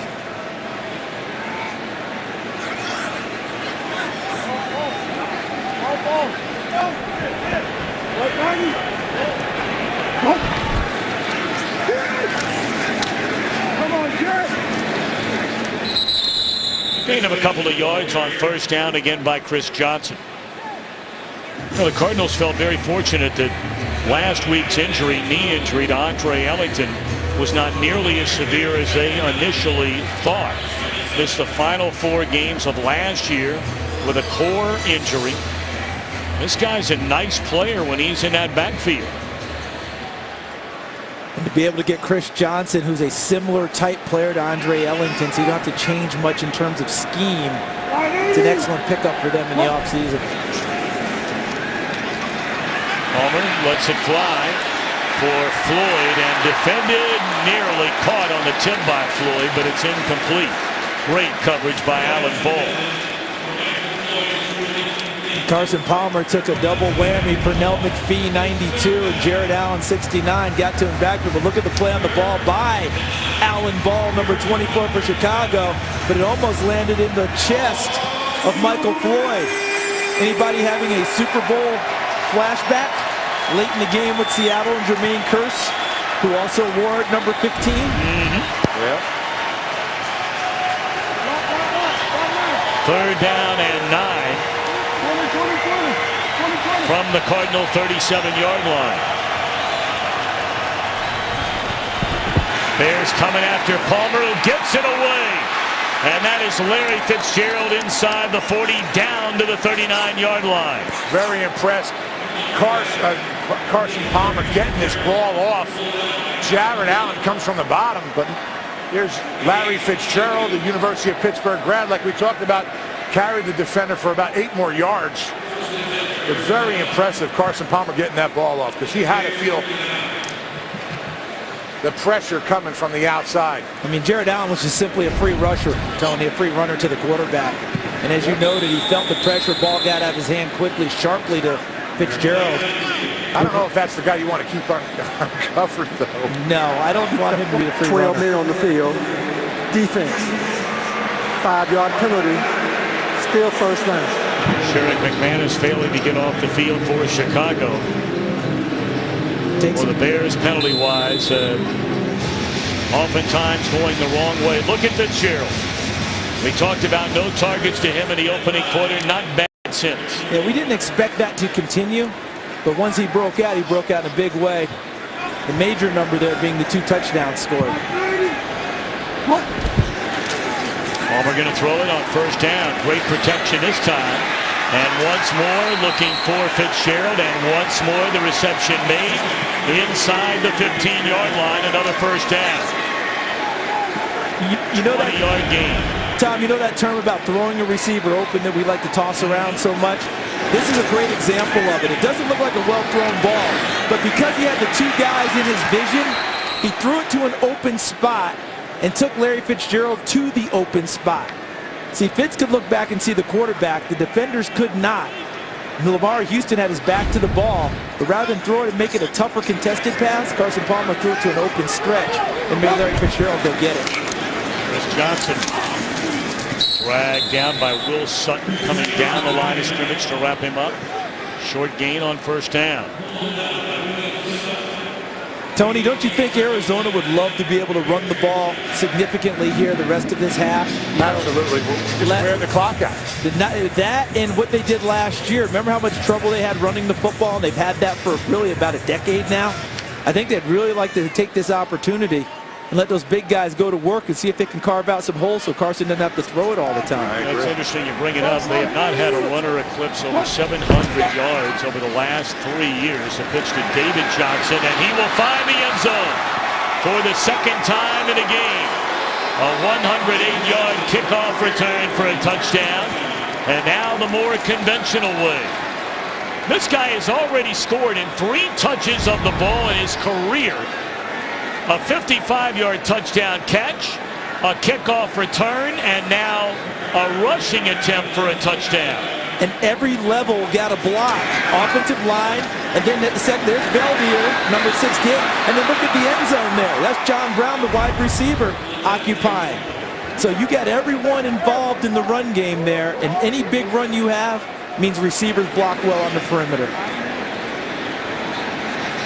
So now the point after, 41-20, 42-20.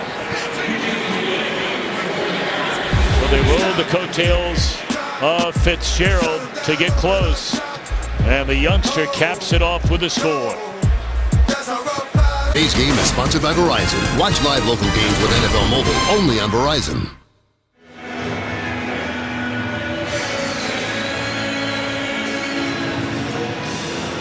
Well, this season, stream live local Sunday afternoon games right on your smartphone with NFL Mobile.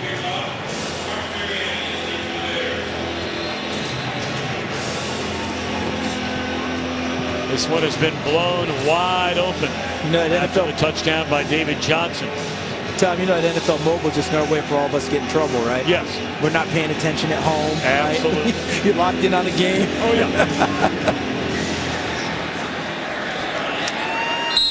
Out of the back to the end zone. Antrell Roll trying to keep this Bears defense together. There's still a long way to go in this one. Well, it's tough enough when you're down 42-20 in the third quarter, but that much more difficult with your number 2 quarterback in the game. And that is the story, as Jimmy Clausen will throw on first down. And it's caught by Eddie Royal, stays on his feet, a first down up to the 34. The Bears were moving the ball up and down the field very effectively under Jay Cutler. He threw this interception, and while attempting to make a tackle was injured. And again, they're saying a hamstring injury, what we're being told, to Jay Cutler. First thought was when he hit the ground, maybe it hurt his shoulder, or bounced his head off of the turf. But chasing those big guys, he may have pulled a hammy. Forte, good running room, breaks it to the outside, and able to break another tackle and carries all the way down to the 38-yard line. There are times when I see Matt Forte run that I wonder if he leaves footprints in the snow at times. He is so light on his feet. The vision he has, watch the jump cut in the hole. Right there, look at that. He just changes direction so easily. Great vision, gets to the outside to gain the additional yardage. Matt Forte, he's special.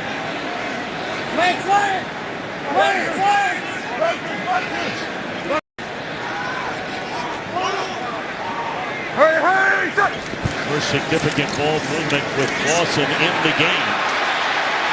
And the carry is Jaquiz Rogers. There is a penalty flag down. That was good enough for a first down to the 25, but will it stand? I doubt it. I think that's the umpire threw it. Holding. Offense, number 62. 10-yard penalty. Replay, first down. That may help tell us why there was such a nice hole on the left side, too. Vladimir Dukas getting called for the hold. So this would be Dukas here. See what happens. Working there on Deion Buchanan. I guess he kind of spun him a little bit. I guess that's what they were saying, is he spun him around with one of his big paws. But that's kind of a tough one to me.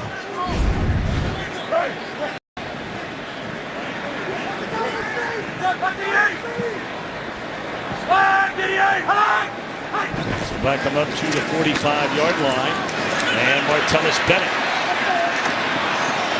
shot down at the 39, so they pick up a pretty decent chunk of yardage after the penalty. As we close in on 4 minutes to play in the third. Kyle Long, we've talked about him playing essentially one-handed today.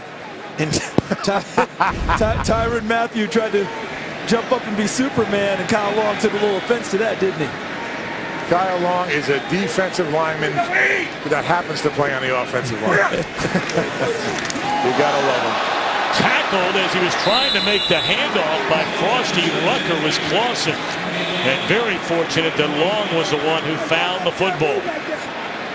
Tony, is this a great example of get off by a defensive lineman? Absolutely, absolutely. I mean, that's the most important thing that you could do is get off the line of scrimmage, and penetration every time. I'll tell you what, this kills an offense, no matter what they're trying to do, whether it's run or pass.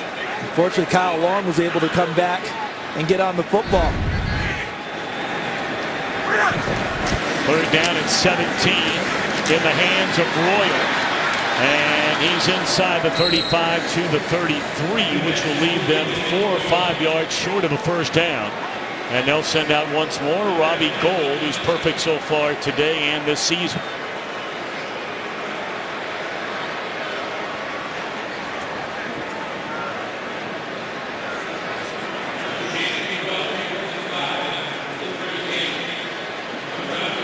He just broke Kevin Butler's franchise record for field goals in a career.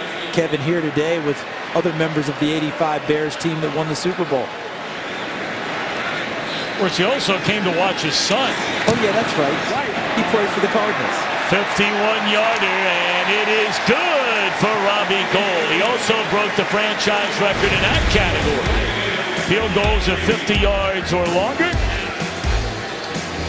42-23.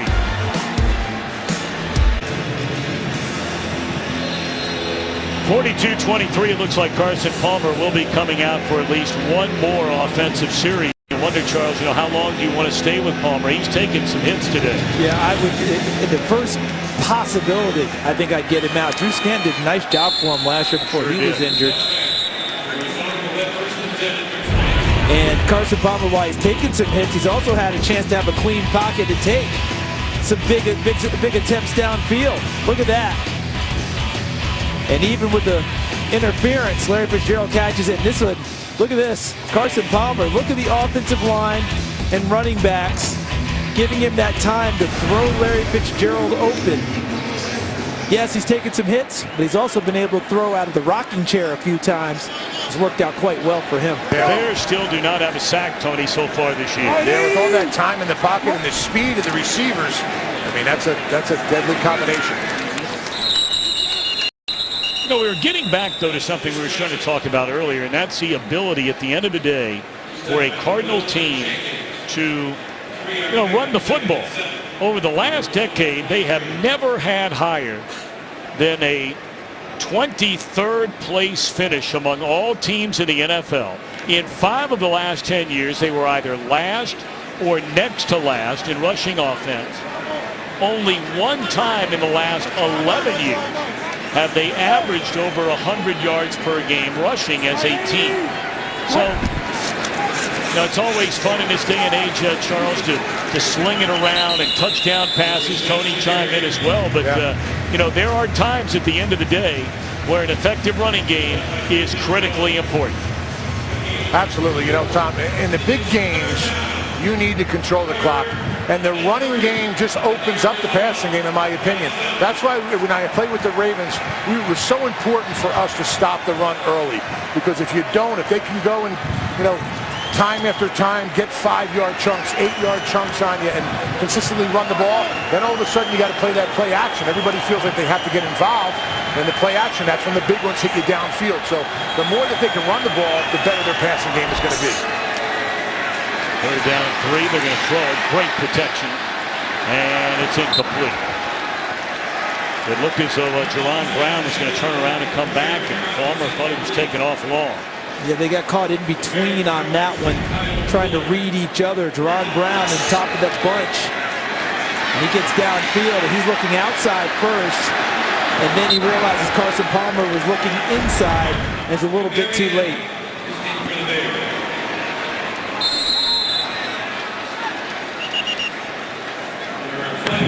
False start.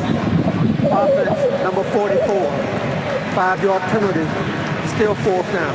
15 penalties called in this game, and if you're a Bear, you don't want to look at a game film. Bears have been hit with 10 penalties for 145 yards in this game. Of course, 2 big ones on pass interference calls, which eventually led to Cardinal touchdowns. Really came to get that one. Mariani from the 40. Back upfield, crosses midfield, and caught from behind, but a nice return by Mariani. There's a long way to go in this one. And great field position for Chicago.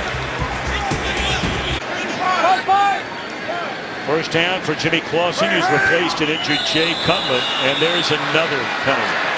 False start. Offense, number 62. 5-yard penalty. Still 1st down. Sloppy, sloppy, sloppy, guys. Yeah, Foxy, John Fox, the head coach, he's got some work. He's got his work cut out in front of him now. Yep. Trying to put this together. Remember, this is a team that's lacking in confidence as well. They've lost 6 straight games over the last 2 seasons. And they've got to try, obviously trying to find that formula that unlock the key to success.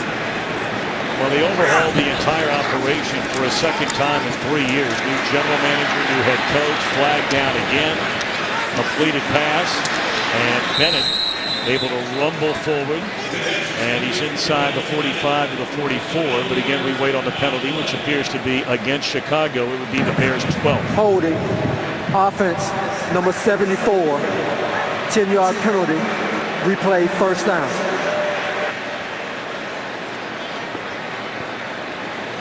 And when Arizona's not worried about anything but you throwing the football, these penalties will pile up. You see it right there. Bushrod working against, I can't even see the number of the rusher there. Was that Woodley, 56? I believe it was Lamar Woodley. But these penalties pile up because what's Arizona worried about you running the football right now with a 42-23 advantage? They're just coming after you. This series began inside the 45 the other way. Cameron Meredith just activated for this one, makes a catch, his first of the day, and that'll be the final play of the 3rd quarter. A game thus far dominated by the Arizona Cardinals. 42-23. Fox NFL Sunday continues after these messages and a word from your local Fox station.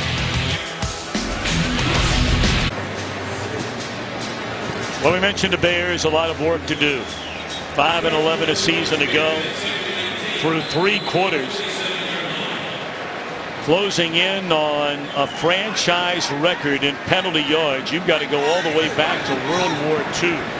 The last time the Bears committed this many penalties for at least a total number of yards in a single game. Clausen.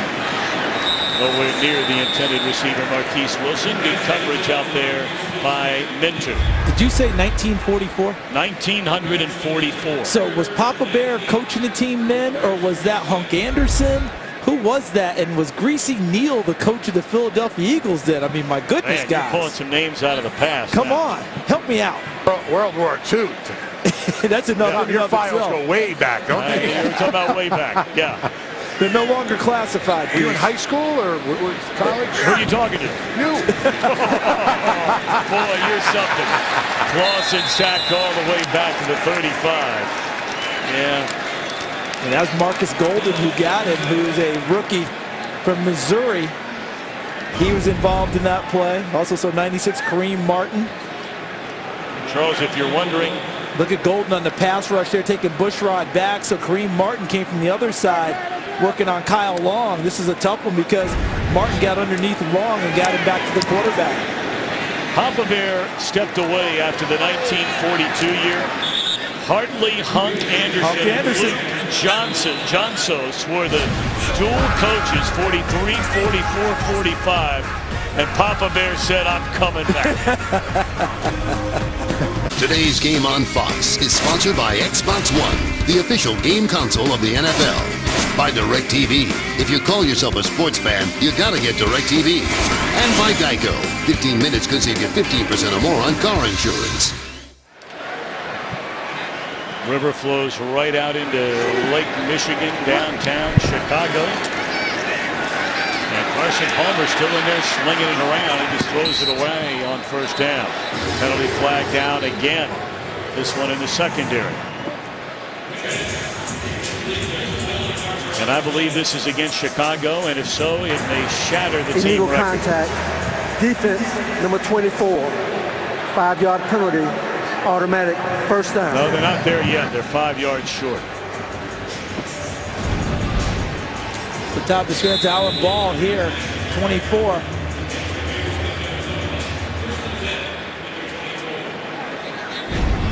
Guess they got him past the 5-yard bump line.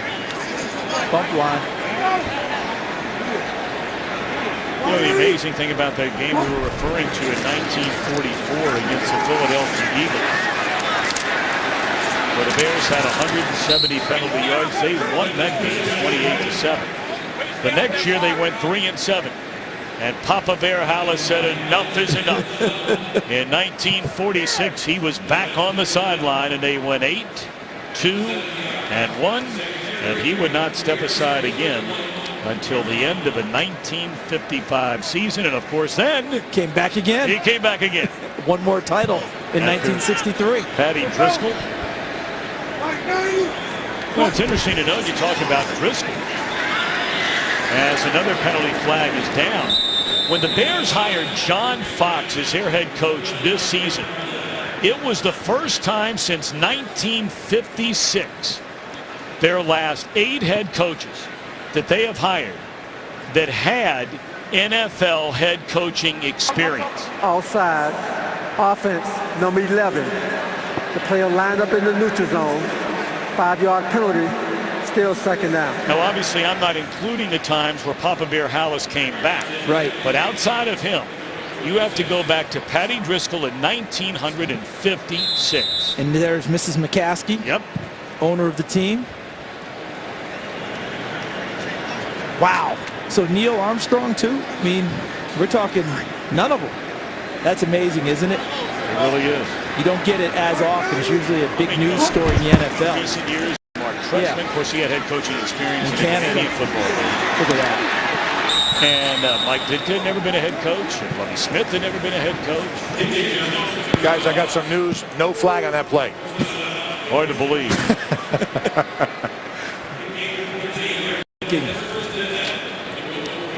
Now, I will ask this question, though. Number 3 still on the field for Arizona. As you see, look at the road game scoring. 44 games ago. The last time they were 40-plus points. But, guys, number 3 still on the field, Carson Palmer. I might have thought he might have gone ahead and made that move here, knowing he's coming off with a knee injury and how valuable he is. They could go to Drew Stanton and get him a little work. Of course, the two ways of looking at all of that is they're going to turn around and hand it to Johnson again. An excellent running room across midfield of the 45 is it's a blowout game. You don't want to get him hurt in a blowout game. The flip side of it is he's coming all the way back from an injury, and you'd like to get him more reps. Not that a 13-year veteran would need reps. But it makes the line of thinking.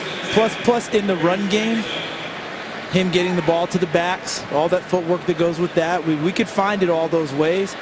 I would err on the side of caution with Carson Palmer myself, but I don't remember Bruce Arians asking me. I don't think he's like, I got this. You guys take it. You look no further than last year what happened with Arizona. Palmer going down twice. The opening week after his shoulder injury, came back in the ACL. Obviously not getting any younger. When he's been in since coming to Arizona, they've been mighty good.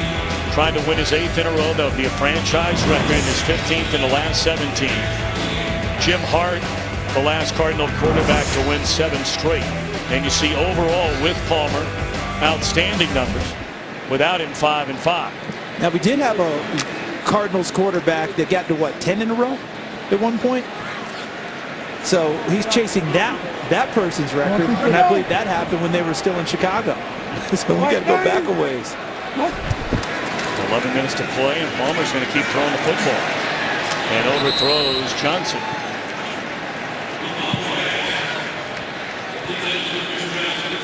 So that would have been Ray Mallouf, M-A-L-L-O-U-F. He won 10 straight.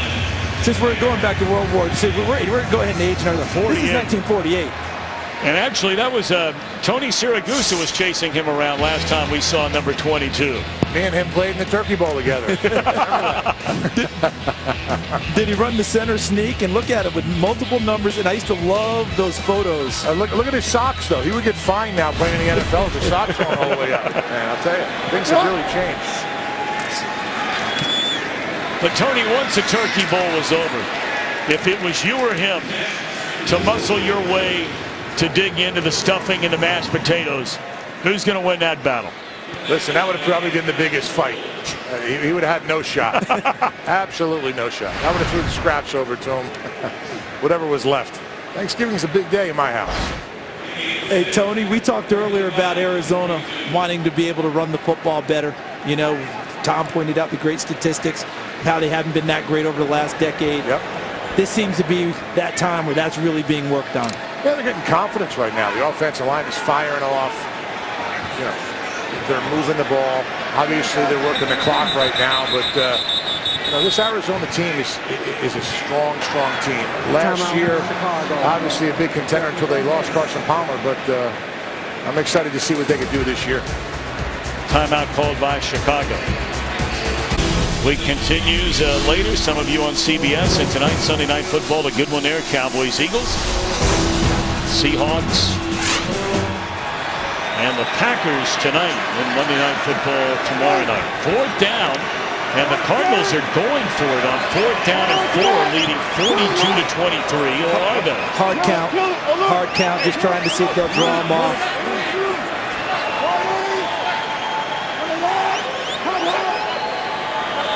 Well, why not take a shot? When a team's committed 165 yards in penalties, you may as well give it a go. Offense, 5-yard penalty, still 4th down. And that's just a game rep of something you do in practice. Right now, you got a live game rep. Let's just see how that looks. Make sure that we don't jump when we're trying to sit in there and hold, talking about the Cardinals. Make sure that they maintain their discipline in a game situation as opposed to just repping it in practice and maybe needing it later.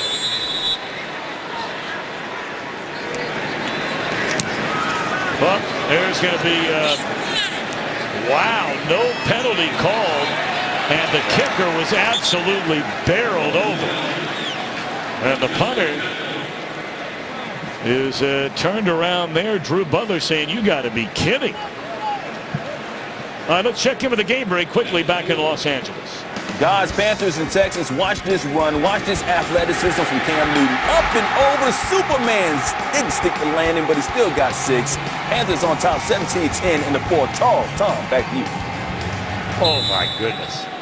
That's unbelievable. Listen, you guys know from having worked with Cam, when you just see him, look out. He's something. And right there, he took the bump from Jacquizz Rodgers and went down, and the officials said, let's play on today. The ball is down inside the 5-yard line. We still have 10 minutes and 3 seconds. Most of the noon Central Time games is diving forward to avoid a safety is Clausen. Most of the early games today are in the final minute. Look at this. I think that he ended up playing shortstop here first. If the Cubbies need a utility guy for the playoff, Jimmy Clausen showed the hands for it, and that's why he was able to grab it, fortunately. Otherwise, you either have a safety or a worse, and then he dove back to make sure he didn't get the safety. It's a good catch by Jimmy Clausen.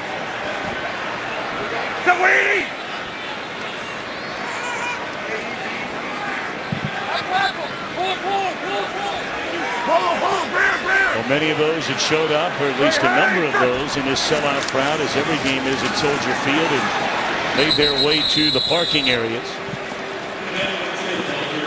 It was a final 2 minutes of the opening half when a muffed punt, a turnover by Arizona, and then a Carson Palmer tipped pass by Jared Allen, which turned into an interception, gave the home team hope.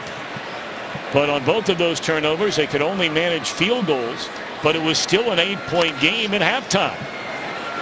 But with Jimmy Clausen in for the injured Jay Cutler, the second half it's been pick, punt, field goal, punt.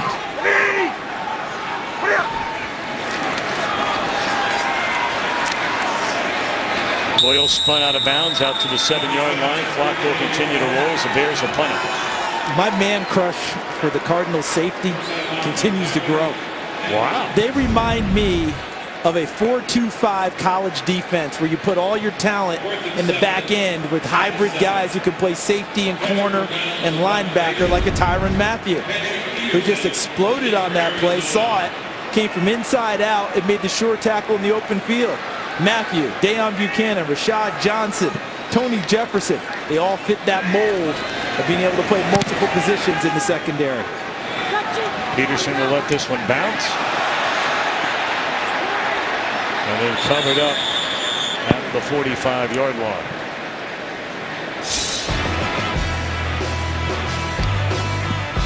.746 to go, all Arizona.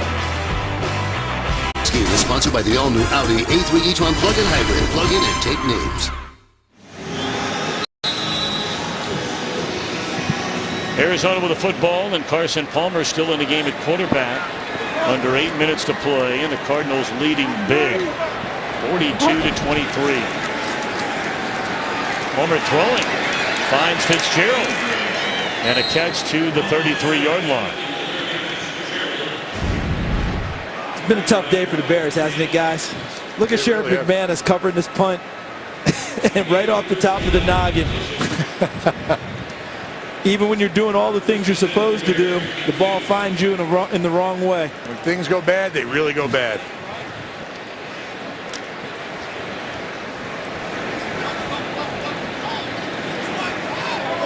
Well, I suppose there is a chance, and Charles, Tony, you guys tell me, that with Palmer throwing the ball leading 42-23, and now looking at Fitzgerald for the end zone, the ball is broken up. You know, we saw a number of the Bears that appeared to be angry a moment ago when it looked like they were going to go for it on 4th down. Yeah, nice pass break up here. Terrence Mitchell and Bruce Arians keeping the hammer down, but what a nice play by Mitchell, the University of Oregon product. Reaches right over the top, knocks it away, and gets some help from Adrian Amos, the rookie, in the inside, but that play was Mitchell's. But frustration can boil over when you're getting beat pretty badly, and you just don't want to feel like you're getting embarrassed, and that may be part of it. Kind of that unwritten code. Hey, you got enough of a lead, right? Maybe. Or it's just the fact that they haven't played well today and they're frustrated. Tony, you know, you've been down there. I mean, if you're on the Bears defense, you upset they're throwing the ball here with 6 minutes to go and they're clobbering you? No, I'm not upset at them. I'm upset at my guys. I'm saying, hey, listen, you know, this is the league. This is the big leagues, man. This isn't Pop Warner, you know, where the moms are going to go get upset because, you know, you ran it up on Johnny. I mean, this is what we do for a living. Right now, you know, Carson Palmer and the Arizona Cardinals are getting reps. They're getting stuff on film. They're trying different things. This is what it's all about. There's a lot of time left on the clock, and, you know, you don't want to go and give up anything as a defense. But if it's not working out, you guys got to find a way to get it done. That's very close to a first down. They needed to get to the 22-yard line. It looks like they're just short. So do they go for it here on 4th down and a yard, or go ahead and kick a field goal? I think they're going to go for it, because now it's a chance, as Tony just mentioned. If you're working on things, Tony, here's your chance to work on short yardage, right? Yeah, especially with the new collective bargaining agreement and how many reps these guys get during the week. I mean, when I played, it was unlimited. Now it's, you know, they don't get a lot of time. So right now, they're gaining information. The offense coordinator, the defense coordinator, whoever's out there on the field, you're getting information and seeing what your guys can do. And this is a chance now for the offensive line to show that they, short yardage, you can move people and create a first down. See if Bruce Arians is having a second thought about it with the timeout. All right, we'll take a break. A 4th down upcoming. 42-23. Arians Cardinals are in front. We're going to keep it right here with 5:46 left here at Soldier Field. So, all right, fellas, we're going to see the Arizona Cardinals each of the next 3 weeks. You know, it's interesting, at last check, and we don't have the very up-to-the-second numbers. Maybe some of you are seeing those on the bottom of your screen, which we can't see right at this moment. But, you know, the Rams got off to the great start last week where in overtime they beat Seattle. Seattle plays tonight in Green Bay. But the Rams, at last check, were losing in D.C., and the 49ers are just getting clobbered in Pittsburgh. So this could be a very important early season win for Arizona. It really can, because you get yourself a couple clear in the division, especially in that division, because it's a very tough division in terms of physicality, closeness in terms of matchups with teams. Even was it 3 years ago, the Rams didn't come close to the playoffs, yet they won the division at not the division, but they had the best record within division games at 4-1-1. Right. So you can't take anyone for granted in that division. So this is a very important day for Arizona to make an early statement about being consistent.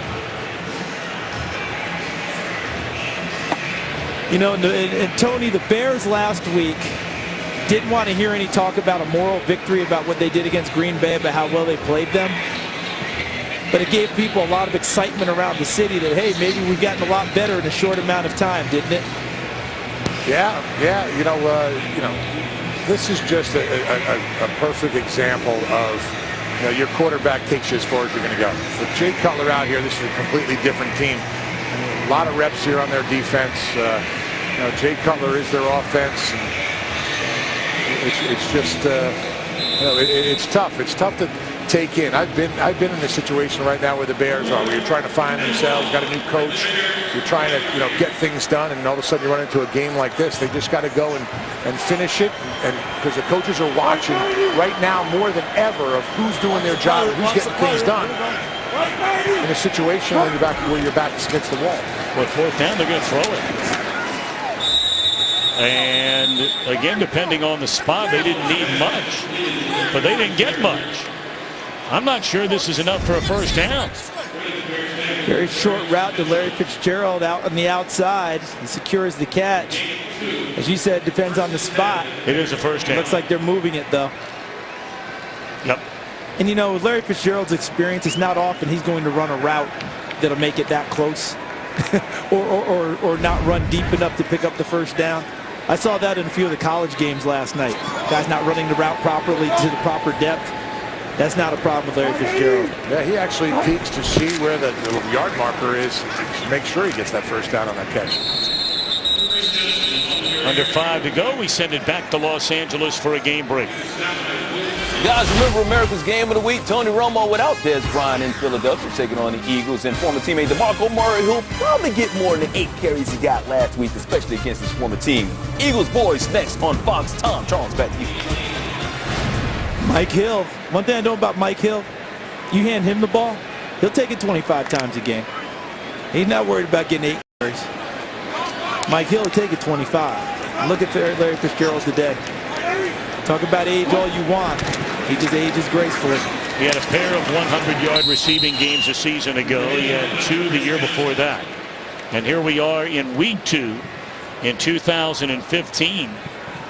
And Fitzgerald, 7 receptions, 103 yards, and a pair of touchdowns. And was real quiet at the beginning of the game also. The first quarter, I don't think he had a reception. No, he did not. Not even a target. Yeah, and you know, and he's just a pro. He goes, waits for his time, and when it counts, though, when the ball comes to him, he's going to catch it.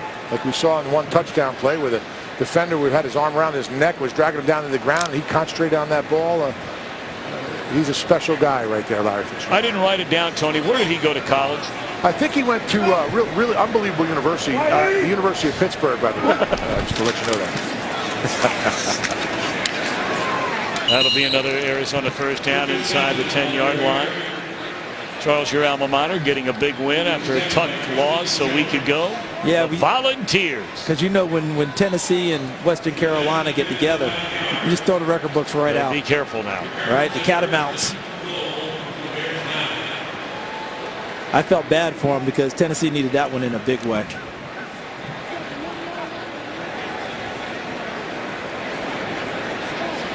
So what do you guys think about the game tonight? Dallas and the Philadelphia Eagles. Ooh, that's a good game. Oof. good game. It doesn't really matter what their record is, who's playing, who's not playing. That is always a tough one. And Philly's got to have it tonight. Yep, absolutely. Fitzgerald trying to find the end zone for the third time, and he does! Larry Fitzgerald would not be denied. He took on Terrence Mitchell one-on-one and said, take that, his third touchdown of the game. How about how Fitzgerald catches the ball, lays the wood to Terrence Mitchell with the straight arm. Look at this. Will not be denied reaching out for the touchdown. And then at the end, did you see the compassion afterwards? Larry Fitzgerald helped Terrence Mitchell up and gave him a hug like, hey, you tried. But during the time of the play, I'm going to get what I need. But afterwards, young man, good effort. That was 5 yards. Terrence Mitchell had him at the 5, and Larry just wouldn't be denied, like Tom said. And the point after is no good. But the story today is Larry Fitzgerald. 112 receiving yards, 3 touchdowns, and great sportsmanship. The cherry on top of the sundae.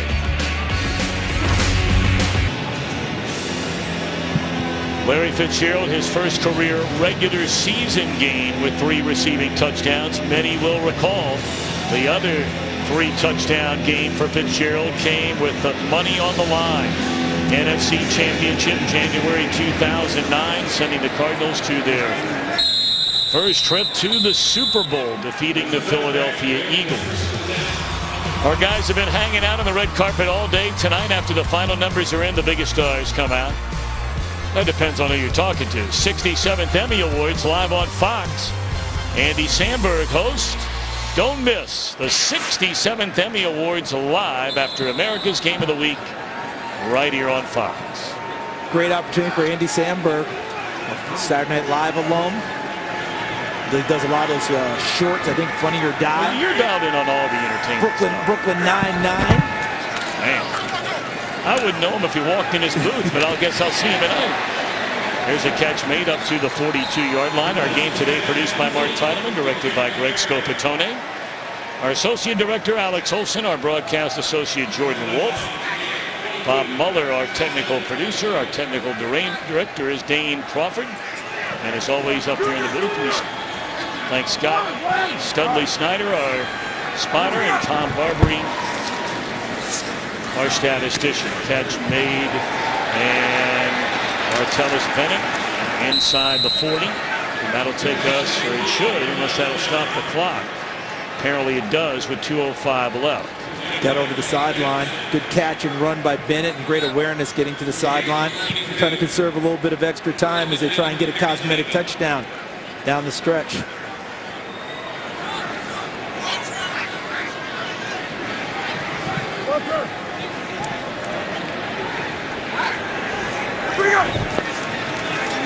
Lawson for the injured Jay Cutler. That's a good throw right there. And that will take us to the 2-minute warning. That is a catch. Clock stopped. Big day for Fitzgerald. His Cardinals 2 minutes away from a 2-0 start.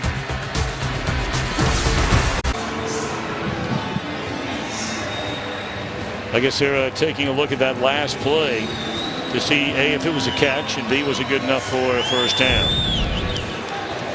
See Marquise Wilson going up for the football. Comes down. No. And it's the process of the catch right all the way through, correct? Correct. He comes down both feet. Really doesn't have a chance to make that so-called football move because of the tackle.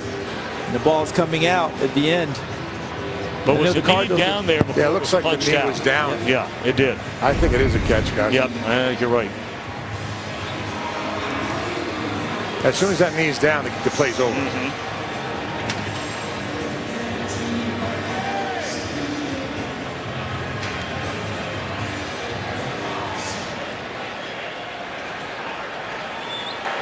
After reviewing the play, the rule on the field is confirmed. The receiver caught the ball, got 2 feet down and his left knee before the ball was knocked out. Arizona's charge is second timeout. But I guess theoretically, you know, Do you find it rather odd, or is it just me? You see a play like that, right? Both feet inbounds, caught it, knee goes down, ball comes out, as opposed to a receiver on the sideline or in the end zone, makes a catch, both feet get in, falls down to the ground, rolls over. If he doesn't stand up with the ball in his hand and under control, it's not a catch. No catch. It throws you to me, it throws me every time. It's the old, if you have 100 people gathered watching the game, probably 99 think it's a catch. Well, we were here. And that throws you. 4 years ago on the Calvin Johnson You were here for play. that. Last year, Des Bryant against Green Bay in the playoffs took it a little bit further to where they clarified the rule in the offseason. Tried to clarify it further for the officials to try and clean it up a little bit. It's a tough one. Bottom line is, whatever you do when you catch the ball, don't let it go. It's that simple. Don't let it go. False start. Offense number 74. 5-yard penalty. Still first down. Well, for the Cardinals today, in a city they once called home, 108-yard kickoff return started the day. They had an interception return for a touchdown by Tony Jefferson. First time that's happened since 1974. And Fitzgerald, first time in the regular season with 3 receiving touchdowns. And again, the only other time he's done it ever in his pro career was in the NFC Championship of January '09. Incomplete.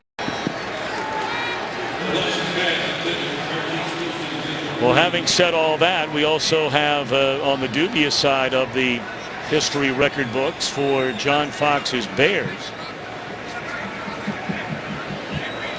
They have officially tied a team record with 170 penalty yards.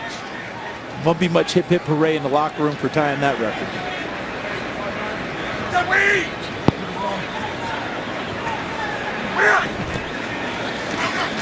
Well, they're blitzing Clausen. And he gets it away just before taking a big hit. And you know, you're talking about the Bears and John Fox, who was my defensive coordinator at the University of Pittsburgh once again, guys. When I was there, no sacks for this team in 2 games. Yep. I mean, that's, you know, you got to put pressure on the quarterback in order to be successful in this league. At least this time they got some knockdowns of Carson Palmer. They didn't get that with Aaron Rodgers. Right. So hopefully they're getting closer. I mean, they're going against 2 quarterbacks who they get rid of the ball really quick, make quick decisions, but you got to get in there and get a sack. You know, Tony, you told a nice story during our meeting last night about John Fox and looking inside the more personal side of Fox during your days together at Pitt. So I was a junior at the University of Pittsburgh, and we were in a game, actually a spring game, and I blew my left knee out, blew my ACL out, and I was in the hospital and with my mom and just got, you know, surgery. And John Fox, who was the defense coordinator there at the University of Pittsburgh, was the only guy on the staff who came by to see if I was all right 2 times. And I never forgot that. As a matter of fact, before the game today, I said, John, you know, I still don't ever forget. He goes, don't worry about it. I go, no. That's something that's big with me. And, you know, I have a lot of respect for that guy. He looks after his players. He's a great human being, a great dad, a great husband. He's a guy that's a role model, and I look up to John as a role model also. And of course, he very much looked up to his father, did John Fox. His dad, Ron, a United States Navy SEAL. He left you know, the largest naval base on the East Coast, Virginia Beach, Virginia, where he was born. And then when his dad became in SEAL training out in San Diego, that is when the family moved west. That's something. I mean, talk about service to country. And Tony, there was one other piece. I want to make sure I got it right. Your mom was there, but you had recently lost your father, hadn't you? True, very true. And there's John Fox showing up. I mean, when you get that out of a coach, what they always say, you can coach them as hard as you want if they know you care about them. There you go. Your players, listen to me. If you do little things like that for your players, they'll fight with you to the end. That's John Fox is going to be successful here in Chicago. I can tell you that. Well, he has work to do. Blitz coming after Clausen. Off the back foot, airs it out for the end zone, and it's incomplete. He had an open Eddie Royal. 4th down, and that's the way it ends. And the reason he's not able to complete that, because he had pressure in his face. You won't see it here because you're going to see the route. Eddie Royal running towards the flag, and he's open. But Jimmy Clausen had to put a lot of air underneath the ball and get rid of it a count early because Tyrann, the Honey Badger Mafia, was right in his face. It made him get rid of the football and force the incompletion. You see Bruce Arians, and right behind him is Steve Keim, general manager. To the left there was Michael Bidwell, the owner of the team. And now taking a knee is Palmer. You know, for the Bears, Charles, it doesn't get any easier. I mean, they have not beaten a playoff team, a team that made the playoffs, since Week 9 of 2013 when they beat Green Bay. And in that game, Seneca Wallace was the quarterback, not Aaron Rodgers. You go to Seattle next week, and there's a chance you're going there, a chance, against an 0-2 Seattle team. We'll see what happens tonight in Green Bay. Kansas City, rock solid. Detroit, a terrible start. I think we're both stunned. They're going to 0-2 to begin the year. But a playoff team last year at 11-5. So you don't think that in 1 year that Detroit regressed so much that you just look, oh, okay, we can play with them right now. They've got some work to do as well. 0-2, both losses at home for the second time in franchise history. 1973, the last time it happened.